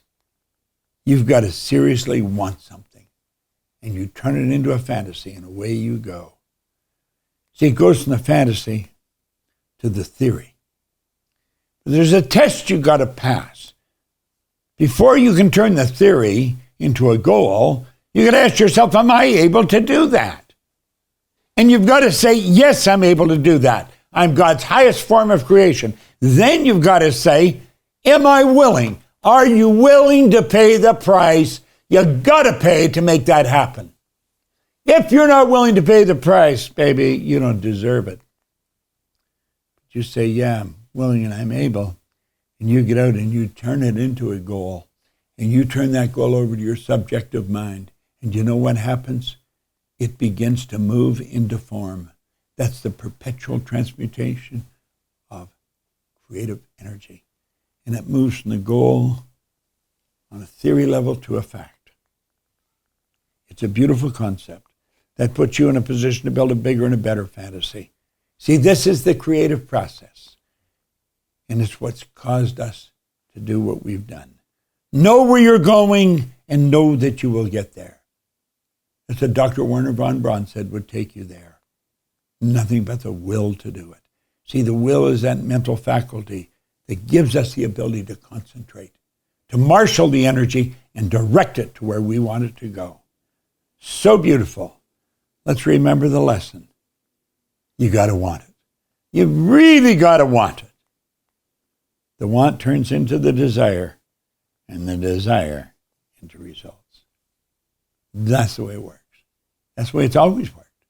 And that's the way it'll work for you. Every time. Look at this. Isn't that beautiful? There is a place. When you look off into that space and think, wow, and you're using your imagination and you're building a picture of something no one has ever seen, you've got to understand there is a place. That's exactly what Einstein was talking about. Everything is energy. Everything has its own vibration. There is a place.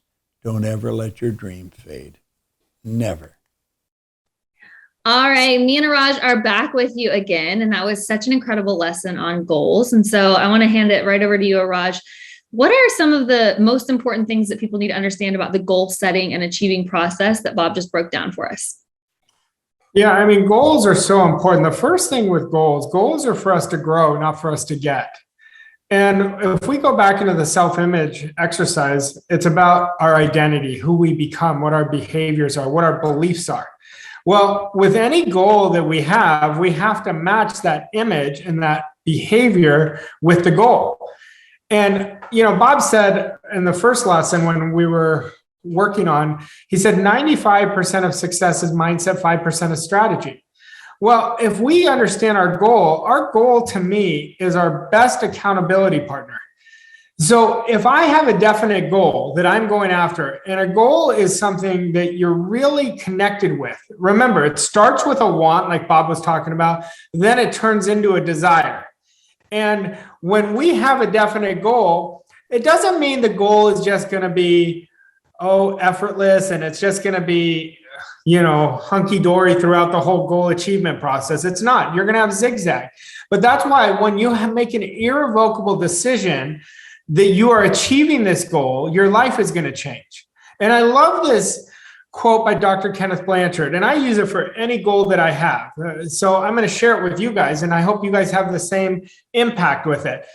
Dr. Kenneth Blanchard says, if you are achieving anything you want, you have to make a committed decision, a decision where you're doing whatever it takes, not what's convenient. When we do what's convenient, we're just drifting.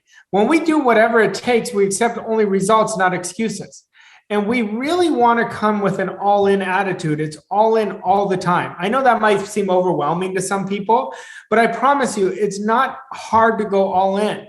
When your why is big enough, the how shows itself. And when you have a definite goal, you're all in anyway. It's not this, oh, I'm going to tip my toe in the water. No, I'm doing this no matter what. And I'm putting myself on the line. And remember, Mike, when Bob was talking about any goal we have, he simplified it. All we have to do is match the frequency of that goal. And everything is energy. He's been talking about that throughout the program.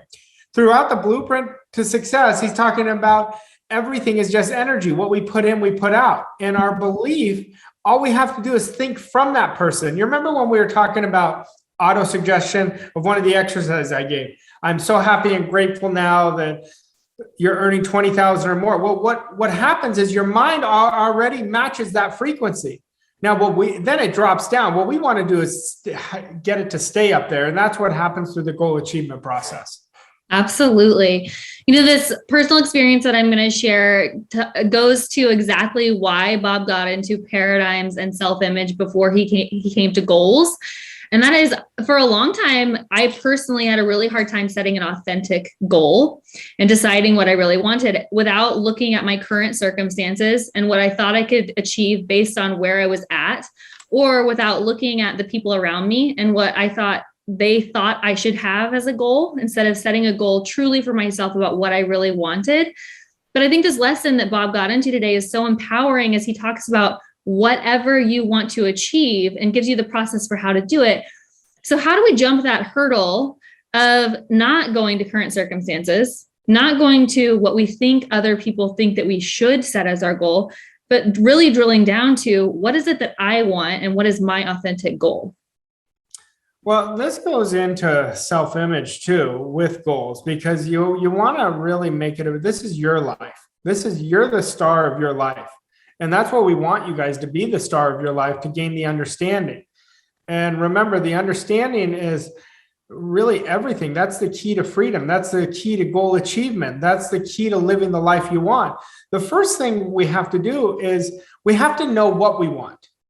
And it has to be our want. When you talk about being authentic, I totally get that, because I remember people used to always tell me, you guys said big goals, well, what if I didn't believe it? And so I ended up, when I really made the changes, I set goals that were in harmony with me, with my soul, of what I wanted. Then I could create a new goal. And then I could create a new one after that. That's called the goal achievement process through your life, of really achieving goals one after the next. And I'm going to give everyone an idea. Goal setting is not the idea. That's not the idea we're wanting you to understand. Goal setting is an intellectual exercise. Goal achievement is a lawful process, and everything happens by law, not luck. Bob has been telling you about how important mindset is. 95% of success is mindset, 5% is strategy. Well, the goal achievement process, we got to really hammer in that 95%, that mindset of thinking like the person who would achieve that goal. Fusing with that person, having the discipline. I love, Mike, when Bob said, you have to know what you want and say no to everything that is not that. Like, I'm going to say this again. This is so important. You have to know what you want and say no to everything that is not that. Well, when we say no, we're disciplining our thinking, saying, nope, I don't accept that. I'm only thinking in terms of, and only thinking and acting in terms of what's in harmony with that goal. Yep. Raj, that's so good. What is the goal achieving process that people, like, if they could write down just a couple of steps, can take with them and refer back to? The first thing they have to do, like I said earlier, is accept the idea right away. Like, when you accept an idea, the idea is a part of you. So you're not wondering, oh, I wonder if that'll happen. When you accept an idea, it seeps deep in your subconscious. Now we work on how can I? Then we think of the activities every day on how I can. Now we've already talked about image. So we're thinking like the person that had already achieved that goal. So we're changing our identity with each action step, each thinking 1% better as that person. Now, as we accept the idea, and I'm going to tell you this, I'm going to go deeper into this because this is such an important lesson. It was in my life. I remember one time, this was several years ago, Bob said to me, he congratulated on me on a goal I achieved.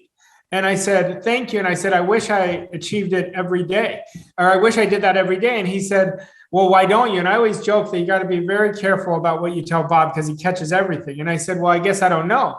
He said, well, it's because you're not accepting the idea. I go, that's it. He said, this isn't rocket science. He goes, nature shows us how simple success is. We're making it harder.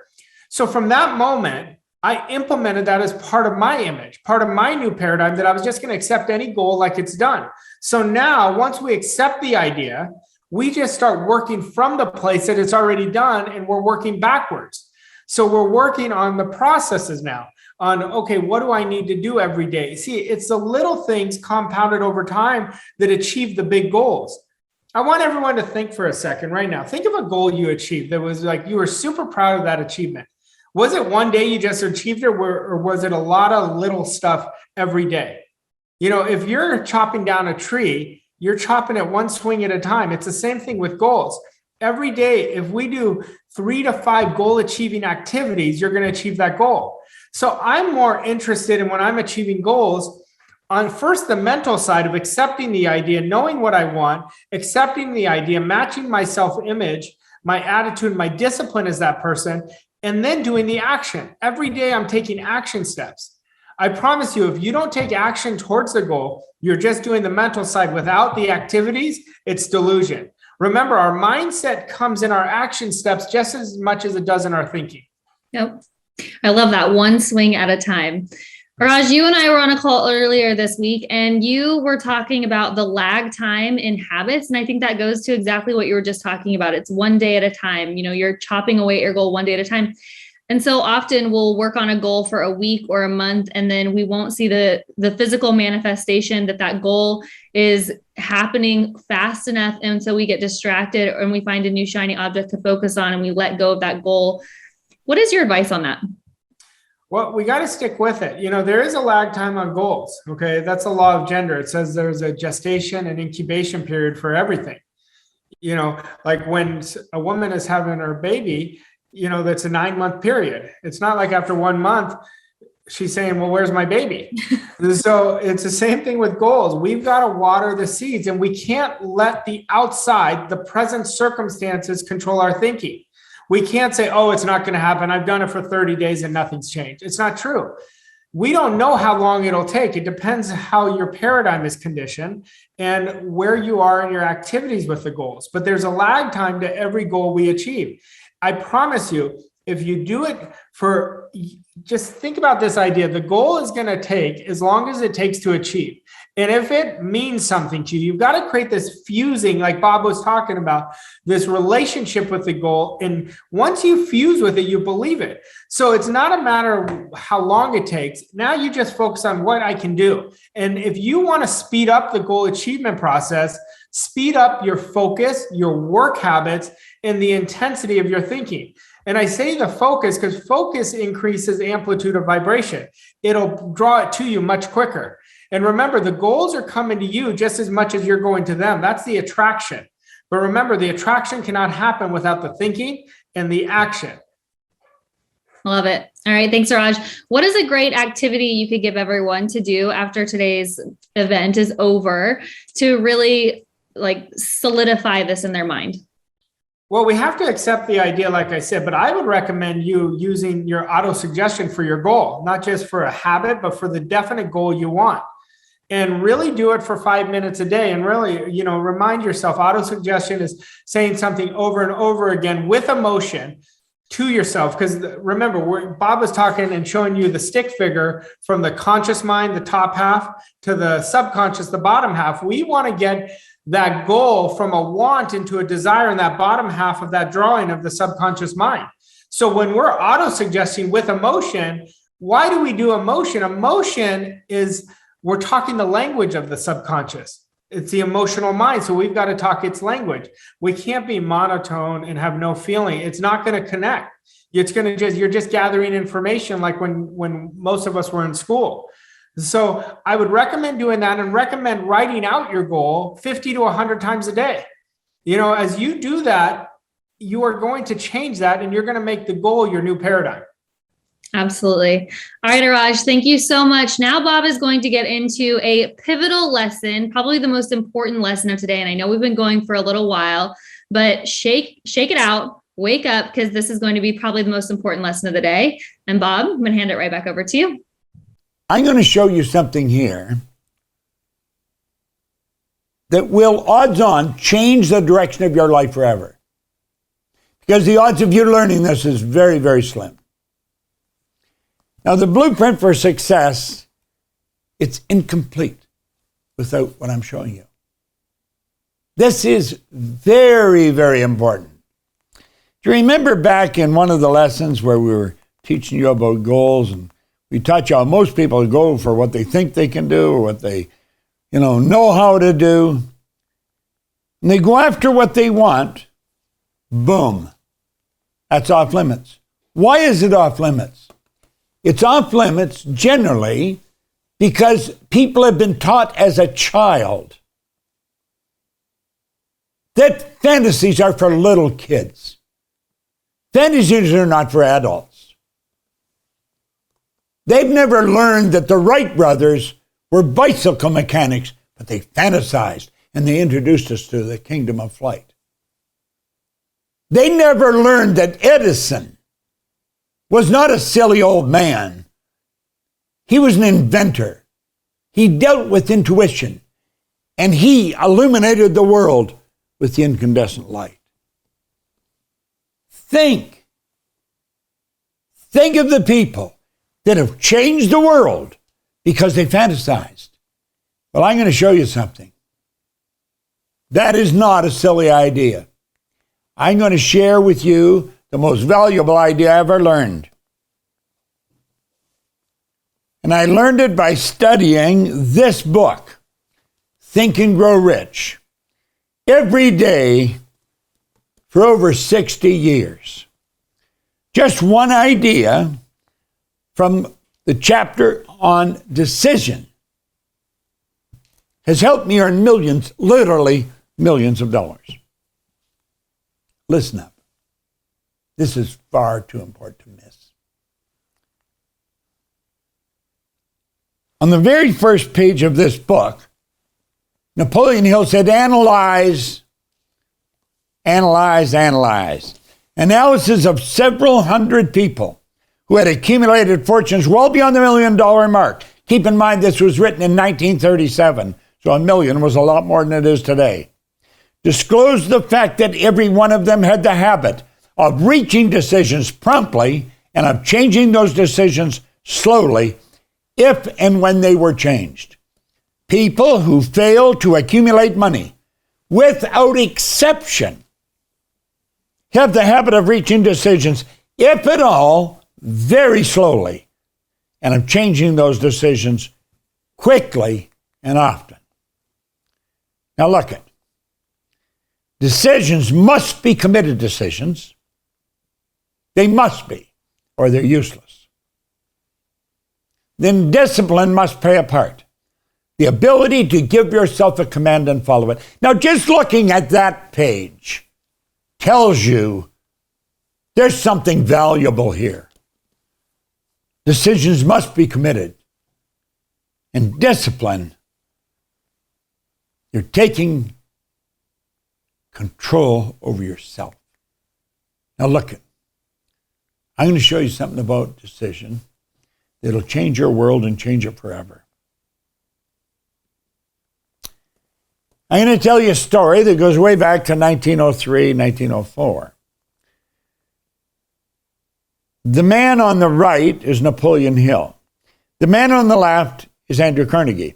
Andrew Carnegie was the wealthiest man in the world in 1903. He came over from Scotland with his parents as a young boy. They had nothing. virtually nothing. Went to work in factories. Andrew Carnegie became the wealthiest man in the world by following a certain discipline. Now, I want you to think about this because it sure is important. Andrew Carnegie was a young reporter for a little magazine. And the magazine had decided they would write a chapter on money, on wealth. Napoleon Hill got the distinct honor of interviewing Andrew Carnegie, the wealthiest man in the world at the time. So off he went to interview him. I would imagine he was a little nervous. And he sat down and he talked to him for 3 hours about earning money. What he didn't understand is not only was he interviewing Andrew Carnegie was interviewing him at the same time. See, Carnegie felt that it was a crime for people like himself, Thomas Edison, Henry Ford, to go to their grave with all this knowledge locked up in their bones. He said it should be shared. He was looking for someone to share it, to write a book on how it's done. After the 3-hour interview, he said to Carnegie, "This interview isn't ending, it's just beginning."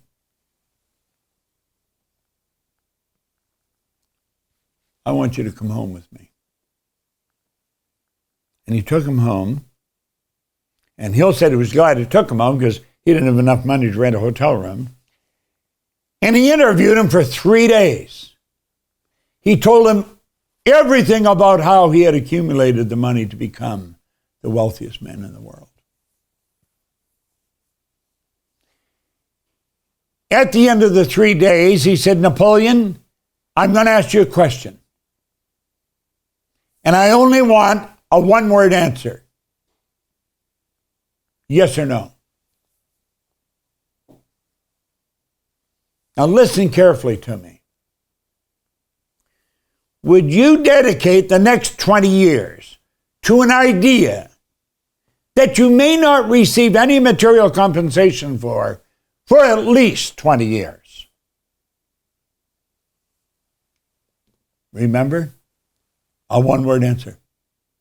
And unbeknownst to Napoleon Hill, he had a stopwatch under his desk. He had given him 60 seconds to answer the question. I think it was in a matter of 29 seconds. Napoleon Hill said, "Yes, I will." How do you make a decision like that in just 29 seconds? 20 years to work at something you may not be repaid for until the end of 20 years. I would imagine, although I don't know, I would imagine that Napoleon Hill thought this man is not going to ask me to do something that is unjust. I spent 3 days with him. He knew his entire philosophy about attracting money. At the end of the 29 seconds, he said, yes, he would. Now, he said, "Napoleon, you've taken on a big chore. It's not going to be easy for you to do this. This was not in your plans. But it's what you must do if you're going to keep your commitment." Now, understand this. There's going to be times when it's going to seem like everything is going wrong and nothing's going to go right. I'm going to give you an affirmation. I want you to use this affirmation in such a time. I want you to write it down. I want you to write down every word. Here it is. You're going to be talking to me as you're looking in the mirror. And you're going to be saying, "Andrew Carnegie, I am not only going to equal your achievements in life, but I'm going to challenge you at the post and pass you at the grandstand." Andrew Carnegie, I am not only going to equal your achievements in life, but I'm going to challenge you at the post and pass you at the grandstand. Wow. Napoleon Hill kept his word to Andrew Carnegie. This is the philosophy that he wrote in Think and Grow Rich. I've read this every day since 1961. I don't read the whole thing.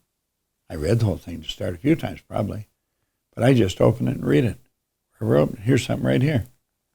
Through some strange and powerful principle of mental chemistry, which she has never divulged, nature wraps up in the impulse of strong desire.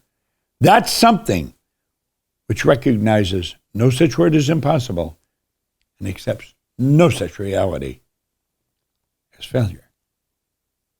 I've got that highlighted in red.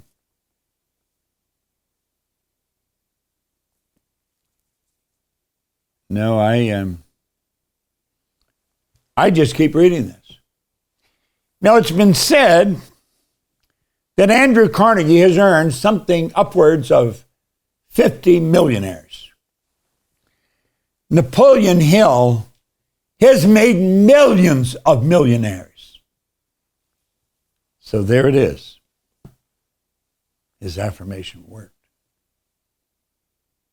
Now let's look at another example of decisions. Here's President John Kennedy. He's talking to Dr. Wernher von Braun. He is the man that they consider is the father of the space program. President Kennedy asked him what it would take to build a rocket that'll carry a person to the moon and bring him back safely to Earth. The good doctor answered him in just 10 seconds. The will to do it. What would it take to build a rocket that would carry a man to the moon and bring him back safely to Earth? And he said, the will to do it. We remember will, we said perception, the will, reason, imagination, memory, intuition. The will is what gives you the idea to hold one idea on the screen of the mind, to marshal all the energy to go towards that idea. That's what the will do. It took the good doctor just 10 seconds to answer the president. What did it take Hill 29 seconds? These people don't spend time monkeying around. They know if they want to do something, they've got the God-given power to make it happen. If they will hold the idea in their mind, that's all they have to do, and it'll happen. Now, that's a big idea. There's a great lesson in that idea. Make sure you learn it. Control the flow of the thought energy. Let it flow freely to and through you, improving everything with which it connects. Just stay relaxed. Now look here for a moment. These lines represent levels of vibration. Levels of vibration are referred to as frequencies. We think on a frequency. Let these puffy lines represent thoughts. And it's the thoughts you think that give you the results. Now blow this up and look at it because it's important. It's those thoughts that give you your results.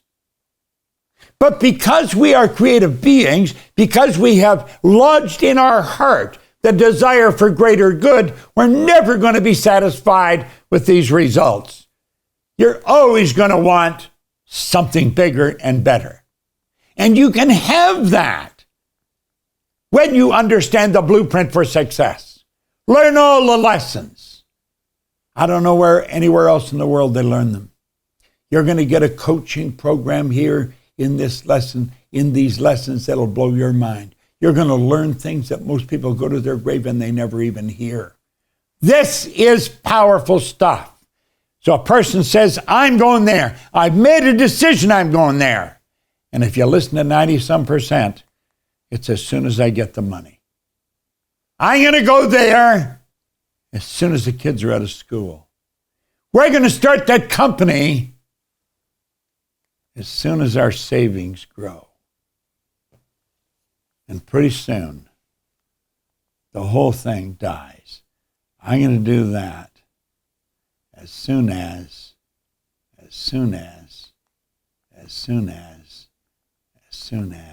and nothing happens.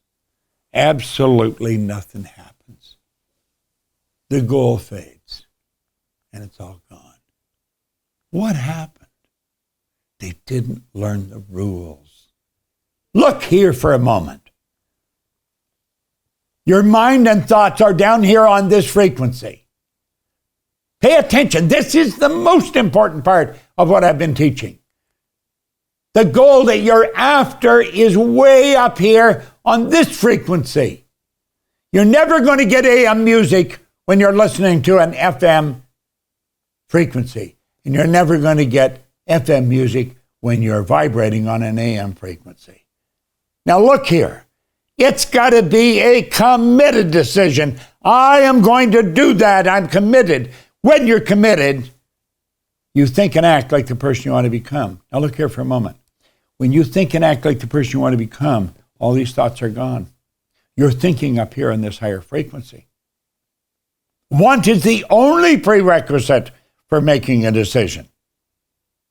That's the only prerequisite. That is why successful people make decisions so fast. They understand this rule. They just flipped onto a higher frequency and they attract everything on that frequency that's required. That's why Dr. Werner von Braun told President Kennedy all he needed to make a decision to go to the moon was the will to do it. Just the will to do it. It's that focus that's so important. Now look, don't just wander off and say, hey, that's interesting. You've created an awareness in your subjective mind. You are now prepared to make the decision. This is so important and is so misunderstood.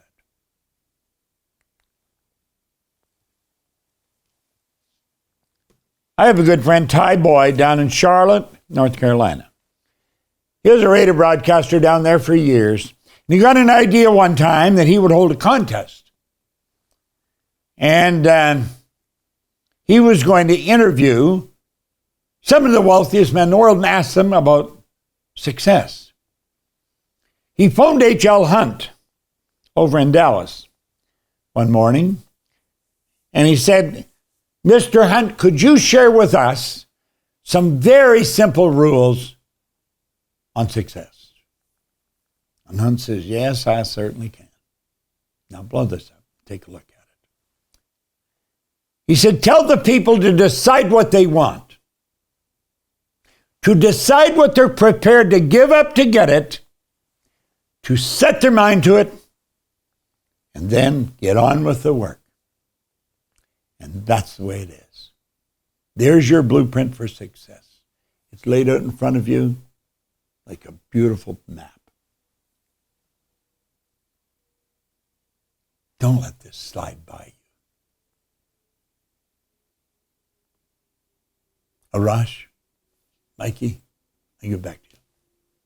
Thank you so much, Bob. And this was the perfect lesson to bring us in for a landing on the blueprint for success.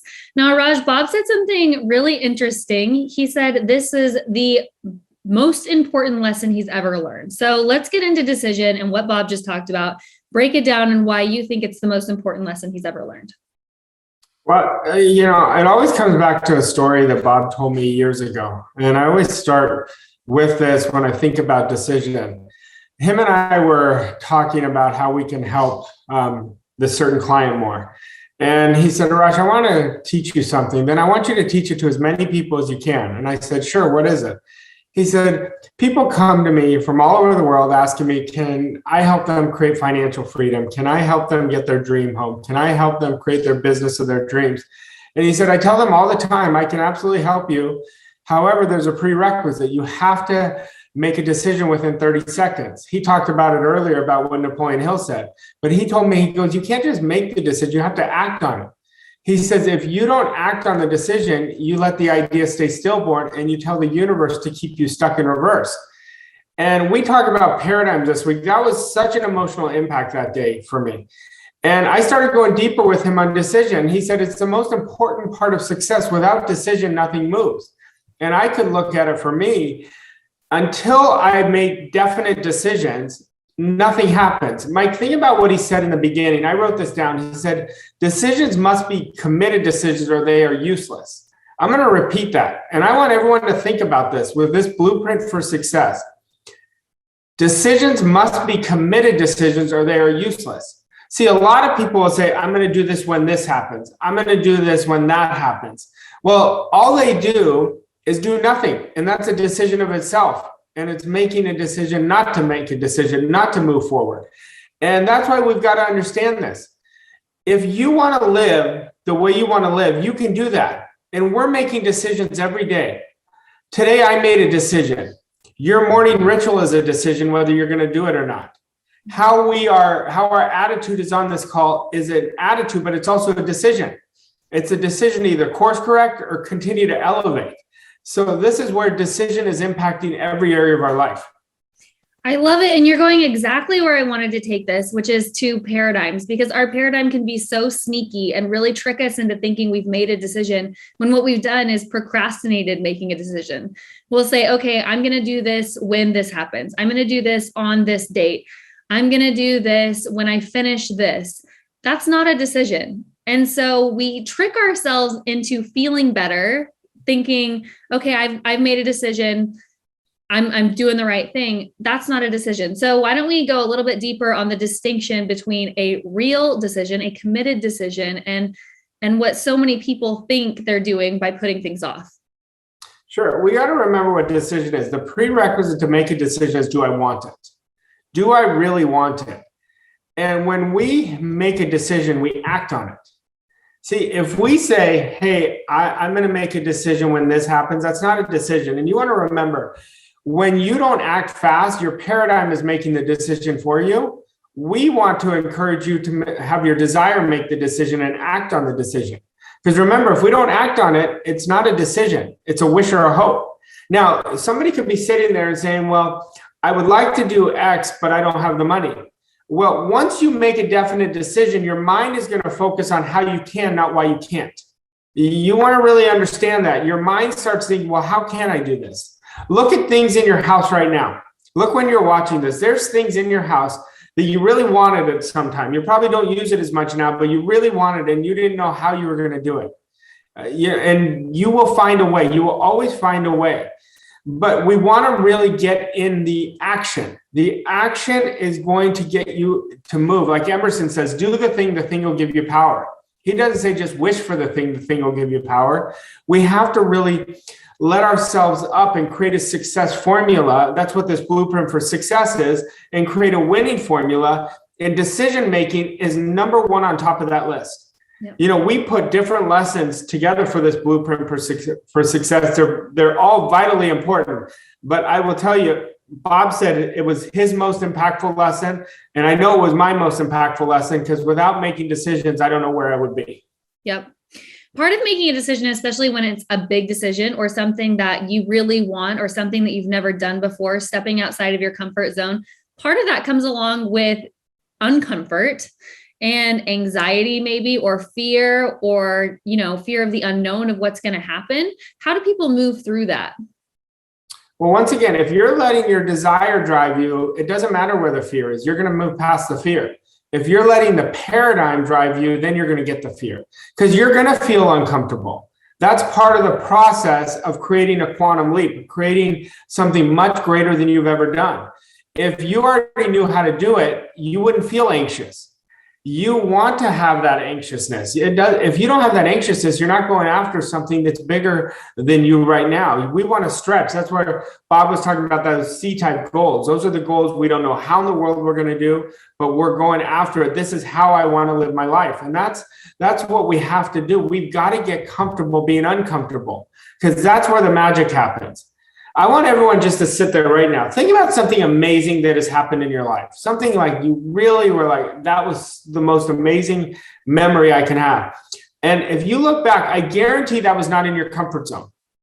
So we've got to remember when it's a little hard, it's going to be a little good. When we feel a little anxious, there's going to be a little good. But when we feel the fear, because remember what fear is, it's feedback of what's going on inside of us. And we feel that fear and we still do it because you've made a decision and said, this is the way I'm living my life from this point on. I am doing whatever it takes. I'm not doing what's convenient. I'm going to quiet the old chatter and I'm saying, this is how I'm doing. And I'm going to surround myself to get the right direction on what to do and how to do it. Absolutely. You know, Raj, you made a decision and we haven't gotten into your story at all today. And I think it's so important because it is inspiring. Let's jump into your story because there's a big decision that you made that changed the course of your life through your story. And I think that you'll probably share that. But where did you start whenever you met Bob 13 or so years ago? Sure. I started in a pretty rough position. What happened for me, I had been studying this material for about 3 years and nothing changed. And I lost my job. My company sold. The new company wanted to cut my pay and I quit. This was 3 weeks before my wedding. Bob and I had a mutual acquaintance. So our acquaintance connected us. And Bob said, how can I help you? And I said, I'm not really sure. And I told him my situation of what just happened. And he said, what is it that you really want? And I said, I want to create a life of freedom doing what I love. He says, what do you love? I said, I'm not sure. He said, how serious are you to make the change? And I said, I'm very serious because I'm sick and tired of being sick and tired. I said, I've been studying your material and other people's material for the past 3 years and nothing's changed. And he said, well, you understand, you don't know this, you know about it. And he says, no matter how many books you've read, no matter how many seminars you've been to, all I need to do is look at your results. And he said, but your results can change if you'll do what I tell you to do. And at the time, I didn't even know Bob did coaching, and I said, well, what do you recommend? He said, I want you to get involved in my coaching program. You need mentorship. He said, the only thing you're missing is direction, but you have to do exactly what I tell you to do. And he said, are you willing to do that? And I said, I'm not sure because I was such a bad follower. I would start things and not finish them. And I told him that. And he said, it's because you don't have the right mentor and you don't have accountability. He said, accountability is a success insurance policy. Anyway, so I ended up doing it because I knew my way wasn't working, and he clearly knew my way wasn't working. And I said, I'm going to do exactly what this man tells me to do. Because I thought to myself, Mike, why would he lie to me?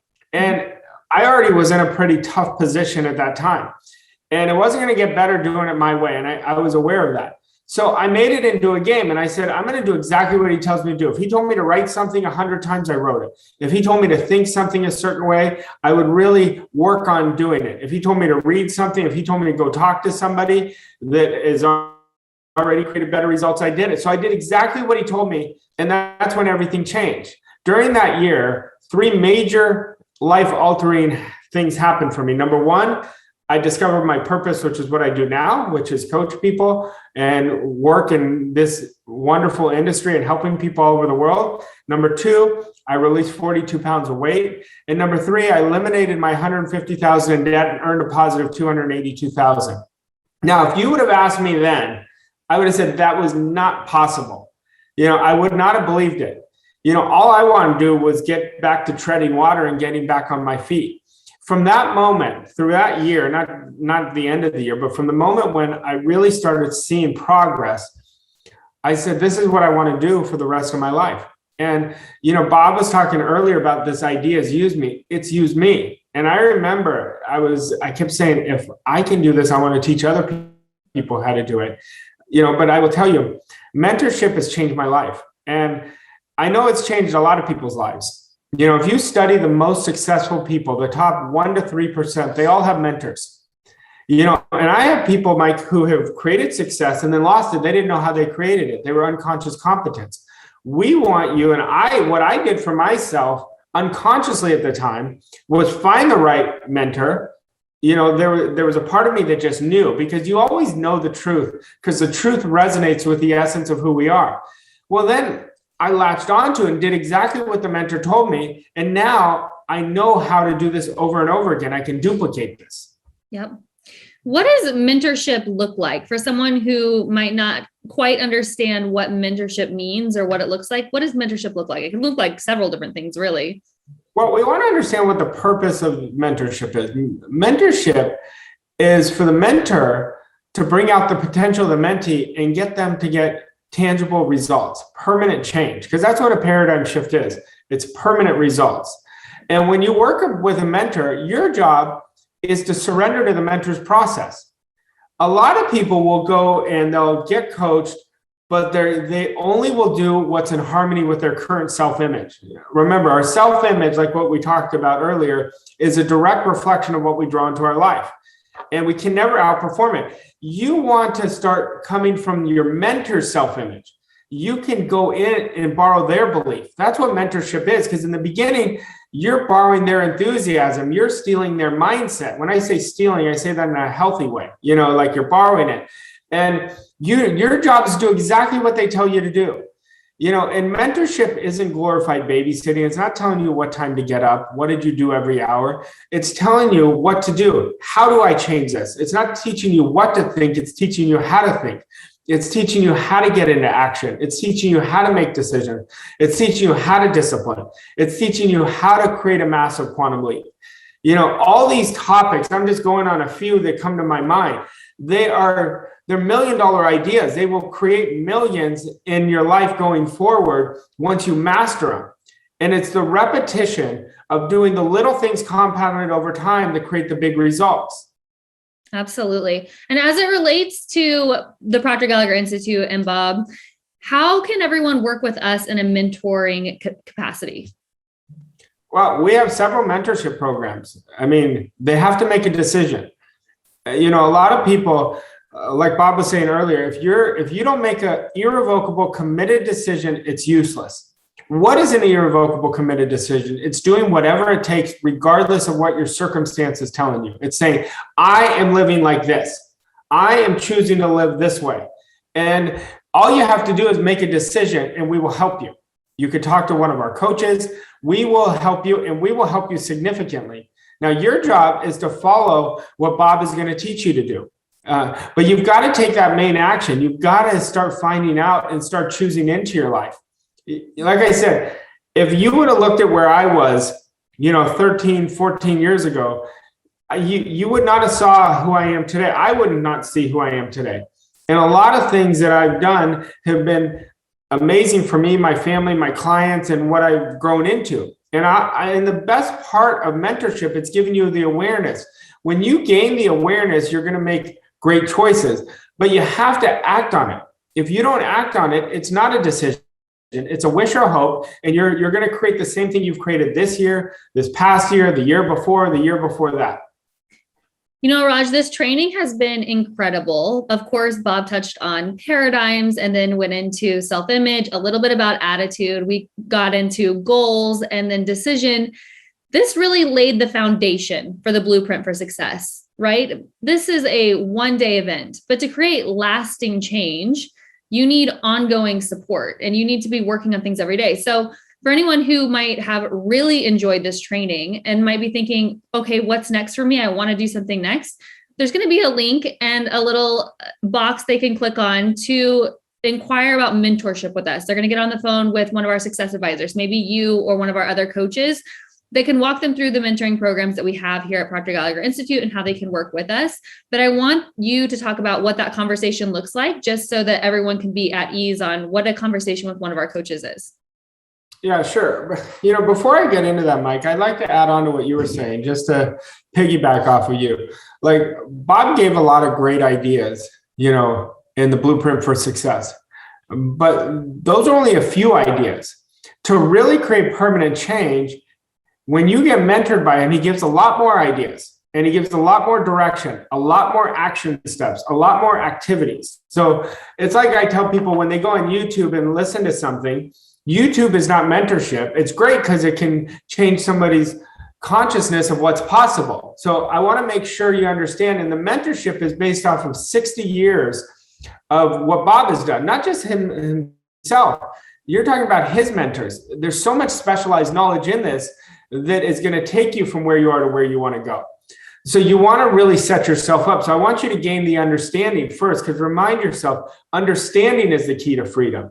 Now, working with our coaches is going to find out where you are, where you want to go, and really give you a coaching session on how we can help you get there and what the best program with us is and how you can work closely with Bob and our team and really help you create a massive quantum leap.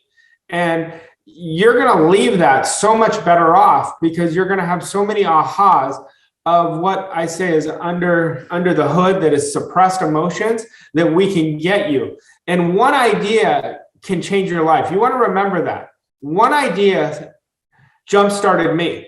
One idea will jumpstart you and it will create permanent change because we love doing what feels good. When you start winning, you're going to love that feeling and you're going to start working with bigger and grander ideas of yourself of what's possible. So I highly encourage you, act like the person you want to become, not what your present circumstances are telling you, even if they're tough. I can understand it. I've been in tough circumstances, but I also know the human spirit, there is something inside of us. There's another person inside of us that's dying to come out. Yep. Click the link on this page right now, fill out your information. One of our coaches will give you a call to talk to you more about that. And Raj, before we close out this incredible event, I want you to give everyone your piece of advice for making the most out of this event, not just walking away from it and being like, that was a great event. I'm glad I attended. I'm motivated for a little while, then things fizzle back to normal, but really taking this event and creating lasting change. Yeah, sure. I always think back in around 2008, I went to a seminar with Bob. It was called Create Your Own Economy. And I remember the last few minutes, Bob was standing there and he said, I'm going to tell you guys have a choice. I want you guys to make a decision that you're going to be in the top 3%. You're not just going to look back at this weekend and think, oh, this was a great weekend. And he says, I'm talking to you individually. He said, make a decision that you're going to work these ideas. You're going to get the right support. You're going to get the right direction, and you're going to really set yourself up to take off. And I remember thinking, I'm going to be one of those 3%. I'm going to do it, And my results told me the exact opposite, like I said earlier. Well, I did it. And if I can do it, you can do it. These ideas work if you work the ideas. If you choose into your life, they're going to work. You want to remember this. You can always measure what something costs, but you can never measure where it'll take you. What's possible? None of us know. Everything is possible. It's limitless. And that day back in 2008, I didn't know when I was walking in those doors that my life was going to change. But when Bob said, make that definite decision to close out that event, I made it. And I not only encourage, I challenge every one of you to make that same decision for yourself because your life matters and you don't know how far you could take it and where it can take you. It becomes a lot more fun, a lot more adventurous. And I really encourage you to choose in for yourself. Absolutely. Raj, thank you so much. It has been a pleasure being here with you and Bob today. We are going to leave the link up on the screen and we're going to play a couple of testimonial videos so you can hear from people, maybe just like you, who have gotten incredible results from being mentored by Bob and our programs at the Proctor Gallagher Institute. So I encourage you to stick around, watch those, click the link, fill out the form so you can talk to one of our coaches about being mentored and getting into one of our programs so you can make this year your best year ever and start living the life you really want to live. Thank you so much for joining us in Blueprint for Success, and we'll see you next time. Raj, thanks again. Thanks, Mike. I was kind of at this point in my life where I'd spinning my wheels, trying to figure out what I wanted to do. I bartended till like 4 a.m. I lived in a 5th floor walk-up with my brother. I went to one of Bob's workshops, and he'd gotten to know me because I kind of was hanging around a little bit. And he knew I had trained for the Olympics and he was doing a portion on decision making, and he said to me, where is that sailor guy? And I was like, and he's like, stand up. And he said, why aren't you going for the Olympics? And this was like beginning in '99. The Olympics were in 2000. I hadn't thought about going to the Olympics. I was like, I had been done. I missed the team. I was like, I'm not going to the Olympics. Well, Bob was doing a 2-day workshop and this portion was on decision making. He said, look, I want you to go home, sleep on it, come back in the morning and tell us if you're gonna go for the gold medal. I didn't sleep that night. I started thinking about, what am I doing? I'm bartending till 4 a.m. I'm like trying to make ends meet as a model actor dude. It's not working. I was like, I have this gift of sailing. I should go sail. I go back to the workshop the next day and Bob says, where's Peter? And I stand up. Bob had this guy who won the decathlon in 1956 named Milt Campbell next to him on stage. And Milt stood up and he said, I'm gonna coach you. I packed up my apartment in New York, I got on a plane, I rented a car out there, I shipped my boat, I got a van, threw my boat on top of it, I started sailing. And in 2000, I became a member of the United States sailing team, something I wouldn't have done if I hadn't made that decision. I finished the Olympics, I made the US team, which was great, but when the sailing was over, I was like, what am I gonna do? Am I gonna go back to New York and be the model, actor, bartender dude? And I was like, I can't do that, can't do it. And I decided to pick up a camera.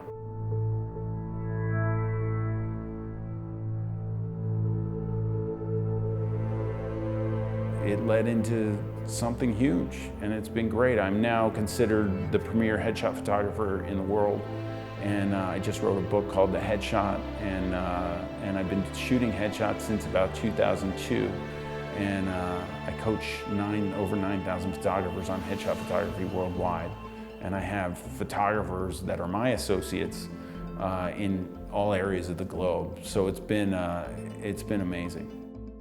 My purpose is to pull a human expression out of everybody that I shoot that's authentic, reactive, and based on trust. And that's what I try and do every day. I had been away from the concepts that Bob was teaching for a while, and I had been introduced to his coaching program.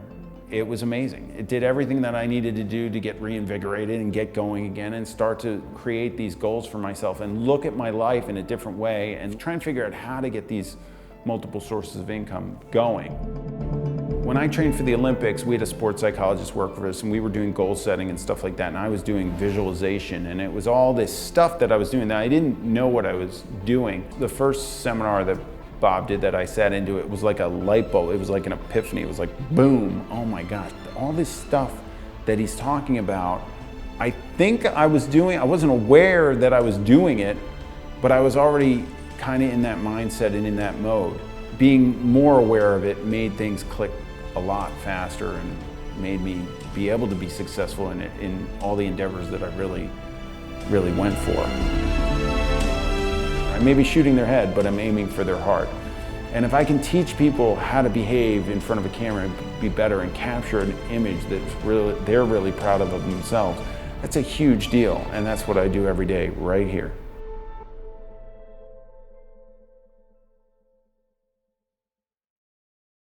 So my name is Sylvia Athey, and I live in Vancouver, Washington.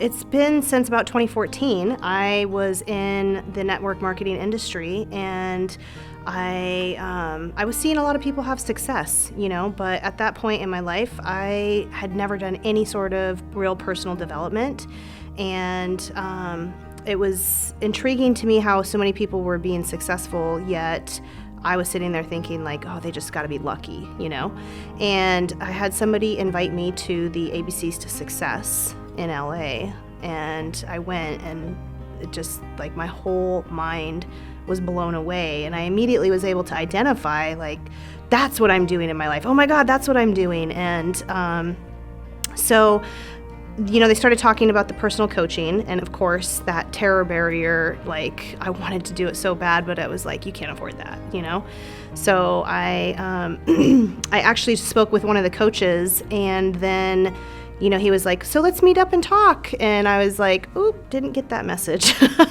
And so it took me like probably the next, I think, day and a half of the event, and then I just was like, I have to do this. I just knew inside of me that I had to do it. So I signed up for the coaching program, and it was life-changing. Before I started doing any Bob Proctor programs, I was very broken.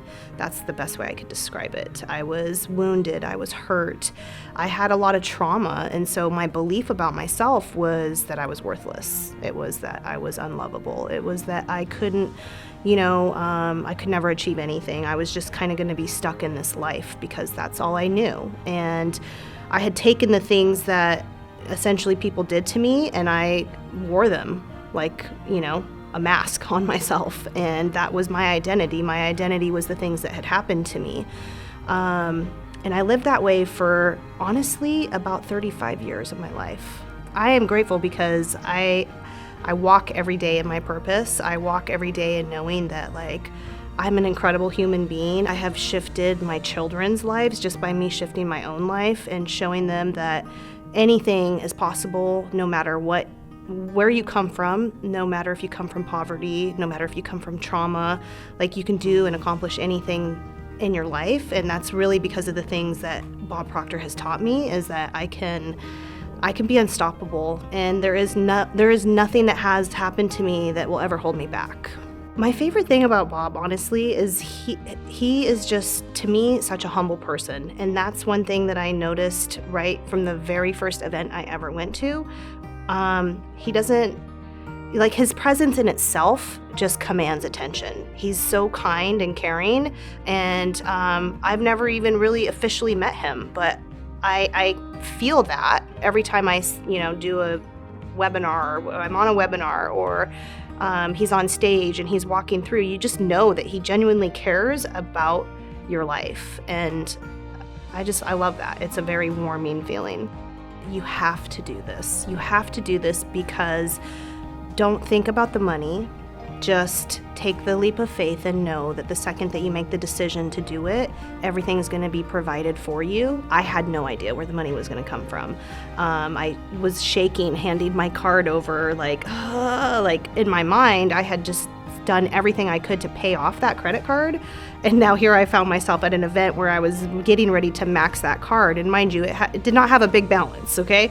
So, but I listened to that little inner voice, and it changed my life. So just know that the second that you make the decision to step into your future, like, your future is going to meet you where you step in at, and your life is going to change 100%.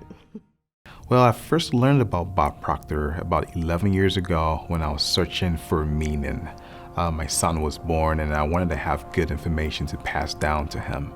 So I found the movie The Secret, and I've been studying his book, You Were Born Rich.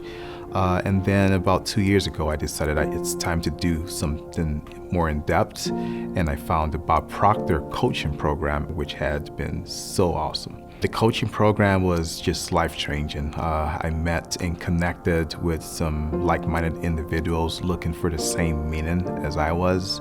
And we formed this friendship which will last a lifetime. It increased my level of awareness, and it allowed me to really look at myself and see how I think, sharing perspectives with my mastermind. Meeting every week and bouncing ideas, holding each other accountable was very, very powerful. Being mentored by Bob, it forced my attention on the development of myself. Usually I'll get distracted. I could start a program and not quite finish it. Get distracted by life, by business, and family. But the biggest shift really was having a team of like-minded individuals to keep me focused. We're here to study together, and I was forced to give my attention and also get feedback. It's almost like looking in the mirror, multiple mirrors of 8 people in a mastermind group, and really being focused on developing myself. Bob, he's very blunt, very direct. He's had 50 plus years of experience. He knows what he's talking about. It's like it's like drinking from a fire hose. You can't really quite understand everything at once, which is why the BPC program was good for me. I couldn't quite digest all that information at once. It took time of reviewing it over and over and over to really get those nuggets of gold which are embedded in those teachings. So getting mentored and taught by Bob is it's a life-changing experience.